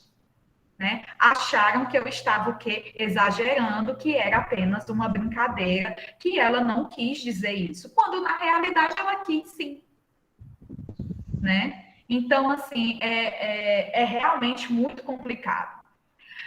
Eu sei que a Rose levantou a mão, mas a Wendy Osaías fez uma pergunta, tá? O que você aconselha para pessoas mais velhas que já nascem com esse preconceito enraizado? Como você acha que eu poderia começar a, pelo menos, conscientizar eles de que isso é algo errado e ultrapassado? Primeiramente, Wendy, é que, como eu já tinha colocado, ninguém nasce sendo preconceituoso ou racista. A gente é educado a isso, né? Então, essas pessoas mais velhas, por exemplo, que ou têm baixa escolaridade, ou pouco acesso à informação, ou não viajaram muito, não tiveram acesso com religiões diferentes ou culturas diferentes, isso tudo influencia, né? Então, ninguém nasce preconceituoso, a gente é ensinado a isso. No caso de como você pode começar a conscientizar de que isso é algo errado e ultrapassado, primeiro, quando você ouve algo do tipo, né, é você se certificar de que aquela pessoa ela falou isso, né, e você entender, olha, isso aqui é racismo, né, por exemplo, isso aqui é algo muito preconceituoso que eu acho que a pessoa não deveria estar falando. Então, primeiro é você ouvir bem o que a pessoa falou e você mesmo questionar a pessoa sobre isso. Aí você devolve a pergunta ou tipo assim, tá, mas por que você acha isso? Por que você acha que é errado? Por que fulano de tal é assim? Você vai questionando exatamente no sentido de você ver até onde o argumento dela se sustenta. Para no final, que você vai ver que não vai se sustentar por muito tempo, ou se for porque a pessoa realmente é muito preconceituosa e vai ter e elaborar todo o argumento possível para justificar o racismo dela, você dizer, então, isso é racismo, meu amor, isso é preconceito. Se você simplesmente fala assim para a pessoa, né? Diz para ela na cara dura, isso é racismo. Ou, em algum caso, isso é intolerância religiosa, né? Você está sendo preconceituoso, homofóbico e tal, não sei o quê. Então, tudo passa pela questão do diálogo, nesse sentido. Principalmente quando a gente está falando de pessoas que são próximas a nós, amigos, familiares. E quando também for cabível, né? Também reagir de uma forma um pouco mais enérgica para a pessoa entender o tamanho da merda que ela falou, o tamanho da besteira que ela falou. Então, assim, não tem uma receita certa, mas eu diria isso, que você ouvir a pessoa, questionar ela e depois dizer que ela está sendo preconceituosa. Isso, assim, já é o começo, né? Já é o começo.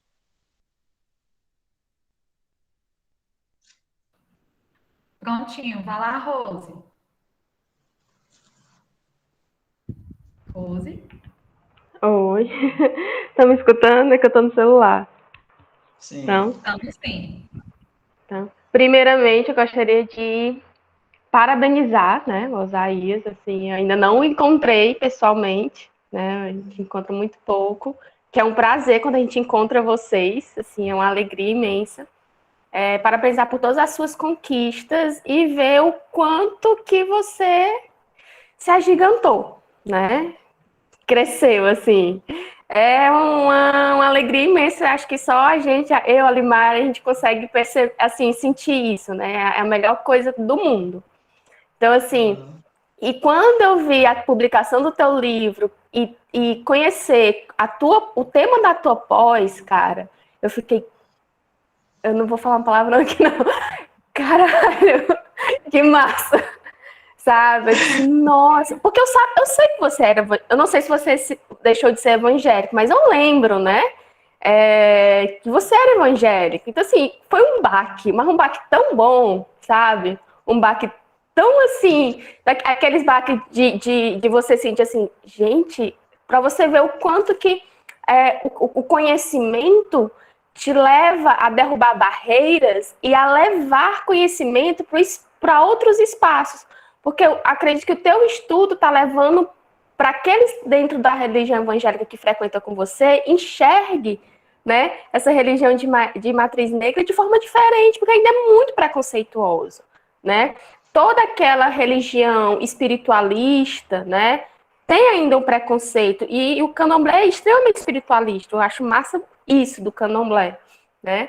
E assim, eu queria saber, aí eu vou fazer uma pergunta, não sei se cabe, né? Quando foi que tu decidiu estudar, né, o candomblé, né? O que foi que aconteceu para tu ter essa vontade, de expandir os teus conhecimentos mesmo, assim? Porque é uma expansão gigante, né? Você está saindo da tua zona de conforto. Tu saiu da tua zona de conforto. Eu acho que essa é acho que é o primeiro passo de um pesquisador, é você sair da sua zona de conforto. Então, assim, o que foi que te fez sair da tua zona de conforto para estudar o candomblé? Adorei a pergunta. E geralmente as pessoas também, assim, perguntam, né, para mim, fazem essa pergunta. Isso aconteceu em 2017, eu estava no penúltimo semestre da graduação, né, em História, e aí eu já estava pensando no que eu ia fazer no mestrado. E aí foi quando eu comecei a ter o contato com a antropologia, e aí em algum momento eu recebi no meu e-mail, tem um correio eletrônico de uma revista eletrônica de uma universidade lá do sul do Brasil, que fala sobre vários assuntos, várias notícias. E aí eu lembro que tinha uma notícia falando sobre traficantes evangélicos estavam atacando terreiros no Rio. Sim, eu lembro dessa notícia. Pois é. E sim, muitos casos aconteceram. E continuam acontecendo, infelizmente. E aí eu fui abrir a notícia para me ler, né, e tal e tudo. E eu lembro que a forma como foi narrado ali todas as violências, como é que eles atuam. E eu lembro que isso foi exatamente isso. Foi eu lendo essa matéria que eu me questionei. Por que eles estão usando o nome de Jesus para agredir a religião do outro? Por que eles estão incendiando o templo do outro? Então, para mim, foi isso que causou incômodo. Por que tem um cara que está dizendo que é evangélico, mas ele está usando o nome de Jesus, não para trazer as boas novas, não para dar boas-vindas ou qualquer outra coisa, mas para violentar o templo do outro, a religião do outro. Então, foi exatamente isso que me causou incômodo. E foi a partir desse incômodo de tentar entender porque, para mim, não cabe um evangelho violento. A gente já vem, ao longo da história da colonização do Brasil, de um cristianismo que é violento, que ele se fez exatamente oprimindo outras religiões. Então, não cabe mais a gente passar por uma experiência religiosa onde a gente use o nome de Deus para justificar a violência. Foi exatamente isso que me incomodou e me deixou indignado. E aí foi quando eu comecei a ler mais notícias sobre isso, comecei a ler compulsivamente coisas sobre isso, e foi ali que eu, é aqui. Isso aqui eu vou pesquisar sobre isso, porque eu preciso entender qual é o motivo disso, porque a experiência que eu conheço de evangelho, ela não tem nada a ver com isso. Na igreja, eu não sou ensinado a ser violento com a religião. As pessoas deturpam o evangelho para caber dentro dos seus preconceitos, dentro das suas crenças, né? E aí utiliza o nome de Cristo, o nome de Deus, para imputir violência no outro, sendo que é totalmente o oposto, né? O próprio Cristo mostrou, né? Que o outro é um igual, o outro é o meu próximo, né? Mas é isso mesmo. Meus parabéns, assim. Sou melhor do que o outro, né? Que foi basicamente isso que Jesus fez com os hipócritas fariseus, que eles achavam que eram melhores do que ele falou, e disse, não é disso aqui que a gente está falando, não. Né? Que para ele o que importava era muito mais a prática religiosa, no sentido do quanto mais humana ela fosse do que uma santidade hipócrita de gente que se achava melhor do que os outros. Não era nada disso. Jesus andava entre a multidão. Jesus não andava entre eles. Isso mesmo. Que era o evangelho. Levar vida, levar cura e as boas novas para os outros. Não era levar a violência.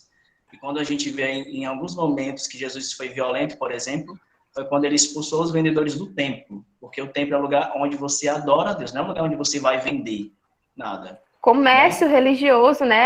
Já é uma crítica ao comércio religioso que, infelizmente, nós temos tanto hoje, né? Exatamente isso. Exatamente. Né? Ai, que bom. Meus parabéns. Ai, foi ótimo, assim, a palestra, assim, foi maravilhosa. Eu tenho um hábito de escutar podcast, né? Eu não sou muito de escutar música. E eu deixei o celular e fui fazendo minhas coisas. Aí eu fico aqui, fico escutando e refletindo. É verdade, é isso aqui. É muito bom mesmo. Temos que fazer isso mais vezes, Limária. É muito bom. Com certeza, a próxima é presencial, eu já falei. Maravilhoso, maravilhoso. É, sim. Vamos, pronto, vai lá, Assis, pode ficar à vontade. Olá, boa tarde, Limária, Rose, Osaías. Prazer conhecê-lo, né, mesmo que virtualmente, mas é um prazer imenso, né, perceber quantos frutos bons, né, o PV tem gerado aí para o mundo, né, não só para Fortaleza, mas para o mundo de uma maneira geral.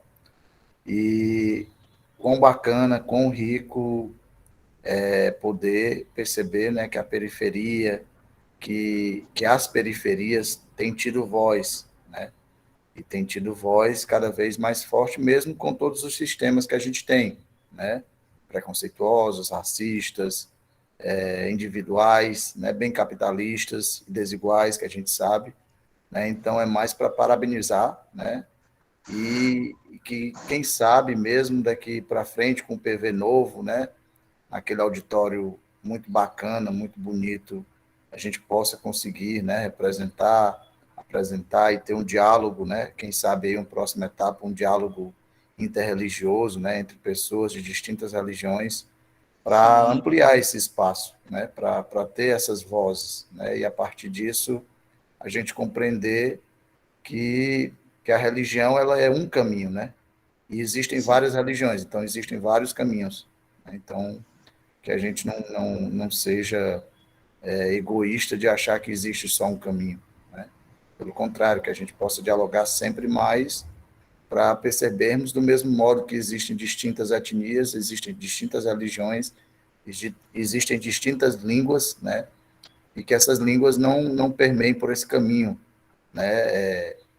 De isolar ou de preponderar alguma coisa, mas era mais mesmo nesse sentido de parabenizar, né? Me senti muito contemplado nas perguntas, me senti muito contemplado nas suas falas, né?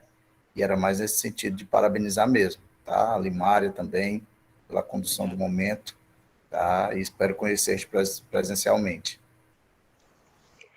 Eu posso pegar só um ganchinho do que o Assis falou, né? Essa questão do diferente, para a gente começar a enxergar que o diferente não é ruim, pelo contrário, o diferente é a maior riqueza que nós temos. Essas diferentes países, essas diferentes culturas, esses diferentes tons de pele, as diferentes línguas faladas, as diferentes formas de vestir, né?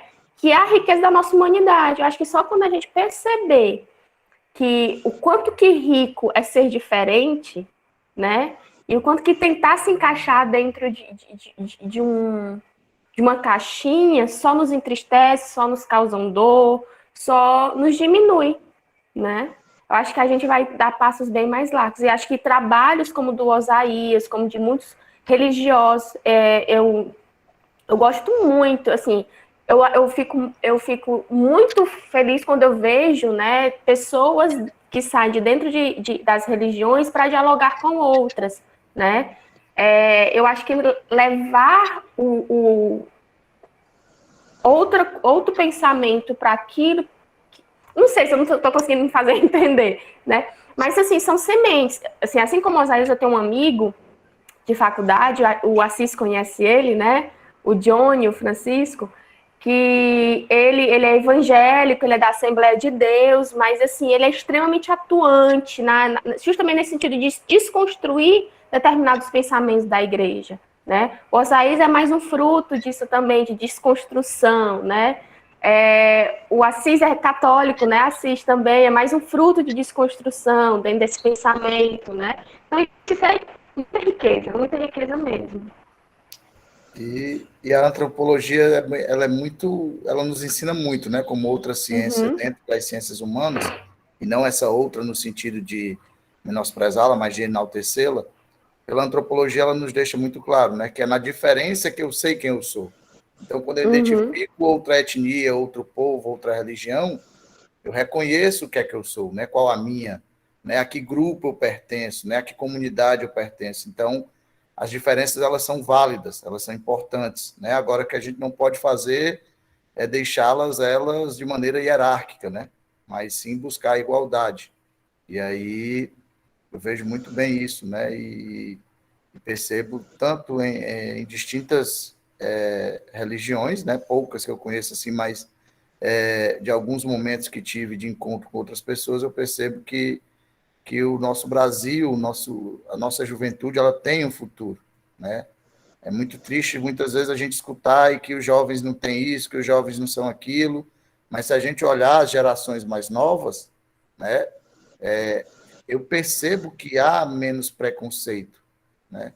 Eu percebo que há a possibilidade de menos racismo, né? Por quê? Por fruto de uma educação, por fruto, meio a todos os problemas políticos, econômicos, sociais que a gente vive, mas o Brasil, aos poucos, por meio da educação, mostra, né, galga alguns passos. Agora, o que fazemos desses passos é onde está o grande X aí da questão, né? Então, que a gente possa valorizar, que a gente possa oportunizar momentos cada vez maiores desses diálogos. E a escola, ou as escolas, né, e a educação, tem um pontapé fundamental, uma base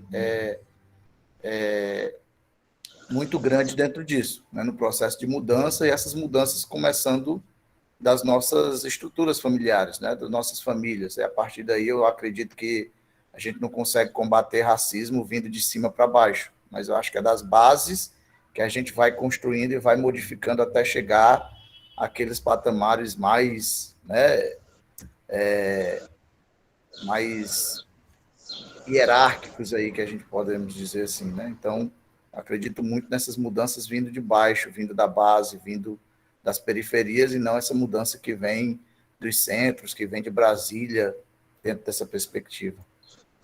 E aí agradeço mais uma vez vocês todos, tá bom? E parabenizo os alunos pelas perguntas, parabenizo os alunos por terem se sentido à vontade de exemplificar, né, processos de racismo, né? Isso não é fácil, né? Nenhuma forma de racismo é fácil de ser relatada, né, de ser expressada. Então, seja ele ambiental, seja ele social, né, étnico ou religioso. Então, parabenizo mesmo. Obrigado, Assis, Rose. Muito bom o feedback de vocês. Eu vou ler o comentário do Gabriel, que ele diz assim: minha antiga escola, um dos professores orava e lia a Bíblia na frente dos 400 alunos. Sempre achei estranho, mesmo sendo cristão, e isso todo dia antes das aulas. Eu já cheguei a fazer, aliás, fazer isso quando, em 2018, eu fui professor de uma escola particular, ali no Conjunto Esperança, a Limária deve saber qual é. Era uma escola particular, e a diretora, ela basicamente fazia uma lista ao longo do mês, porque toda quinta-feira tinha que ter essa oração do Pai Nosso. E um professor diferente fazia cada quinta-feira. E era na época que eu já estava estudando sobre tudo isso. Então, realmente me causava incômodo, né? Mas eu, enquanto alguém que ainda estava saindo da graduação e estava no primeiro emprego, e não tinha uma relação boa, né, com a direção, eu preferi ficar na minha e só passar por aquilo, tanto que eu nem passei nenhum ano lá, né? Porque quando eu saí de lá, eu acho que foi até livramento, como diz no jargão evangélico, foi livramento porque já estava acontecendo algumas coisas que não estavam me agradando, mas eu citei esse exemplo porque quando a Limária até falou sobre o Estado ser laico, quando a gente diz que o Estado ele é laico, não é que a gente quer dizer que dentro da escola não pode haver nenhuma manifestação religiosa. A questão é que se houver, e que tem que dar espaço para todas elas. Então, se está lá a estátua do Santa, vai ter que estar a estátua de Oxum, vai ter que ter o Corão, vai ter que ter o símbolo judeu, ou seja, tem que ter todo mundo. Se não cabe todo mundo, então nem não coloca ninguém. Exatamente. Se não caber todo mundo, então não coloca ninguém, porque isso já é quebrar exatamente com a própria ideia da laicidade, porque a laicidade ela abraça a diversidade religiosa ao invés de negar elas. Mas se você só coloca um e diz que aquele espaço não pertence a mais nenhuma outra que não seja cristã, aí, né, já não é laico. Exatamente. Aí, só te deixando claro, o Assis é professor de geografia também da escola, tá, Osaías? Legal. Tá bom? E assim, gente, vocês têm mais alguma pergunta? Alguém ainda quer perguntar alguma coisa, comentar? Eu vou ler o comentário do Rossi Clayton. Já que aconteceu... na realidade é uma menina, ela está usando o do pai dela. Já aconteceu no meu trabalho, era vendedora, aí chegou uma cliente bem chique e tal, aí olhou para mim e falou, chama a Moreninha para me atender, em um tom de nojo, e desde aquele dia só me chamava de Moreninha e não pelo meu nome. Eu não preciso nem perguntar para você qual era a cor da criatura que fez isso, né? Que fez esse tipo de comentário. Mas isso é só uma das formas mais básicas, porque a vendedora... Eu posso falar? Pode ser. Como é teu nome, hein? Sara Gomes. Ah, é a Sara. Pronto. Eu trabalhava nessa loja, essa loja é muito conhecida. E só vai mesmo mulheres que têm uma condição bem elevada. E na loja, a única vendedora morena que tinha era eu. E as meninas tudo bem padrão, sabe? Para a sociedade. Aí essa cliente, ela vem de Recife, ela vem de longe. Aí ela passa 2 dias aqui comprando na loja. Aí as meninas todas falaram assim, ó, olha, fulaninha de tal vai vir pra cá. Toma cuidado com ela, que ela é nojenta.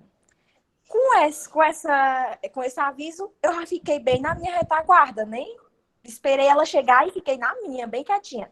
E essa mulher, realmente, ela só tinha uma vendedora. Ela entrava, não dava nem boa tarde, ia para a sala especial lá atrás e a vendedora tinha que levar as peças até ela. Até aí, tudo bem. Eu fiquei na minha. Quando essa mulher chegou e me viu dobrando as roupas, ela olhou para mim e falou assim, chama aquela moreninha ali, daquele tom bem, aquela moreninha, que eu quero que ela me atenda. Daí eu fui atender ela e ela não olhava muito pra mim, sabe? Só pedia as coisas. E eu levando. E ela pediu simplesmente pra mim ir lá dentro na cozinha, pegar café, servir ela e todas as amigas dela que estavam lá. Água eu tinha que servir. E aí, lanchinho, coisa que nenhuma outra vendedora fez. E eu tive que fazer. Botava na bandeja e tinha que servir cada uma. Nossa, situação ridícula, viu? Pelo amor de Deus. É o resquício escravocrata que a branquitude brasileira não quer perder assim de jeito nenhum, né, Osaías? Muito Casa Grande. É isso mesmo. O que eu ia comentar era, Sara, que nesse caso bem específico, né, que foi um caso explícito de racismo, onde é que a gente pode apontar o racismo aí? Além do tratamento que ela dispensou a você, que ela deu para você, de você ter que fazer coisas que obviamente não lhe cabiam, não eram necessárias fazerem, porque ela lhe identificou pela sua cor, pela sua raça, ou seja, ela não está querendo saber se ela é a Sara, ela quer que a morena vá lá e atenda ela, né? Então, essa é uma das coisas mais básicas do racismo, né? Quando os indivíduos eles são vistos primeiro a partir da raça ou da cor deles e não enquanto sujeitos que têm uma identidade, têm um CPF, têm um RG, têm um nome, né? Então, se essa indivídua chegar em algum outro momento, né, desse tipo, e você tiver coragem e você achar que for cabível, né, que você diga, olha, eu não sou a moreninha ali, não, eu sou a Sara Gomes ou a Sara alguma coisa. Porque esse é o meu nome, então eu tenho que ser chamada pelo meu nome, né, porque não, você não ser chamado pelo seu nome, isso é uma forma de desumanizar você, né, como foi o caso. Então, E mais uma vez, Sara, sinto muito que você tenha passado por isso, de verdade. Não, tudo bem. Mas é algo que a sociedade é muito, muito complexo. A gente não vai conseguir mudar todos de uma vez. Então, a gente que passa por isso, praticamente a gente já cresce e se cria se preparando para uma situação dessa, sabe? Mas é triste mesmo assim saber que a gente ainda tem que crescer e se criar se preparando para esse tipo de situação, sabe? Eu, particularmente, esse tipo de coisa em mim me dói muito, porque a abolição da escravidão no Brasil já aconteceu há quase 150 anos e a gente ainda está nisso, sabe? O povo morre e não desapega desse tipo de coisa, sabe? Então, assim, é muito complicado, né? Então, realmente é algo assim que eu particularmente não me conformo, né? Então, Sim, e nem é algo que nós nos devemos conformar, né? A gente tem que se informar, que ler e começar a nos rebelar, e essa rebelião, ela tem que vir também de dentro da escola. Então, isso que a gente está fazendo aqui hoje, trazendo, levantando essas discussões, isso é muito importante para vocês, né? Porque isso está mudando. Antes essas discussões elas não vinham para dentro das escolas, que era exatamente que era para vocês não saberem disso, né? sim. E assim, ultimamente, né, nos últimos 4, 5 anos, isso vem mudando bastante, e eu acredito que eu sou otimista como Assis, né? Então eu acredito que o futuro vai ser melhor, né? Pelo menos nesse aspecto, né? Nesse aspecto social, eu acredito realmente que o futuro ele vai ser melhor. Sim. Eu vou só ler os dois comentários que tem aqui, que é o do Matheus, né? Depois daquela pergunta que ele fez. É assim mesmo, infelizmente, mas nos dias de hoje, tá, já estou acostumado a essas perguntas, principalmente a abordagem. É triste, mas já estou acostumado com essa rotina ruim da sociedade.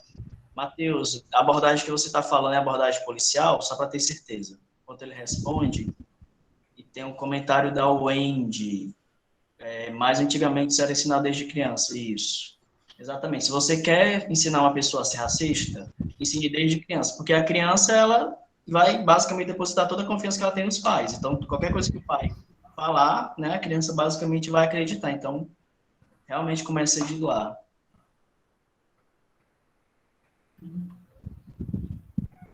Ou pode responder pelo áudio também, Matheus. Era a abordagem que você falou, é a abordagem policial? Ou, deixa eu ver se ele está aqui. Tá. Ou não está Sim, podendo. sim. É a Policial. abordagem policial, né, Matheus?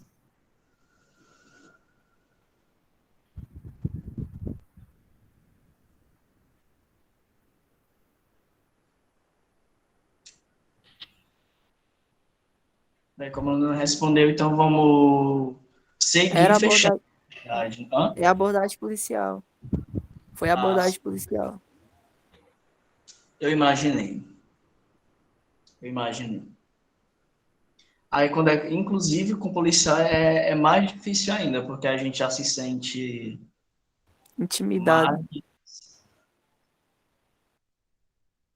Eu acho que o seu áudio está falhando. Intimidado, que ele falou, É, Zay. intimidado. Isso, intimida demais. Exatamente. Porque a polícia, ela, além de agir dessa forma, né, para intimidar as pessoas. E quando eu estou fazendo também essa crítica, né, pode ser que a pessoa, obviamente, vocês, alguém aqui conheça, alguém que seja da PM, pode ter um amigo, familiar e tal, não sei o quê. O que a gente está falando aqui é da estrutura. O que a gente está falando aqui é da instituição. Porque cada policial é aquela coisa, cada cabeça é uma sentença. Né? A questão é por que geralmente 90, 80% das vezes é uma abordagem agressiva e por que quando tem uma coisa que vai além disso, sempre são os mesmos corpos psicomortos, né? Ou seja, é isso que está a pergunta, né? Porque às vezes a gente também tem que fazer esse detalhe, o pessoal achar que não está demonizando a PM, a gente precisa para alguma coisa, o problema é como ela atua, né? Que aí já é uma outra discussão que a gente faz no sentido da desmilitarização da PM, que ela deveria ser essa polícia não treinada para a guerra, mas uma polícia para agir dentro de uma sociedade civil e não olhar qualquer pessoa que é branca como suspeito, uma coisa assim. Tem muito debate também para fazer isso, em relação a isso, né? Deixa eu ver aqui, ele comentou, e os policiais militares estavam sob efeito de entorpecentes, daí já tira a abordagem, visivelmente dava para ser notável, que é pior ainda, né? Infelizmente, eu Complicado. também já vi isso acontecer. Da janela, quando eu morava lá em Fortaleza, na casa dos meus pais, que é basicamente uma periferia, a galera até chamava de favela, eu vi isso muito acontecer da janela do meu quarto, porque ali era esquina, então a galera toda que ficava ali, depois das 11 horas, quando passava algum carro da polícia, eles abordavam, e era uma coisa assim super agressiva. Então, o que a gente está questionando aqui é exatamente isso. Por que a estrutura policial ela é agressiva e por que ela é racista, né? Então, é isso. Por mim, Limar, eu já tenho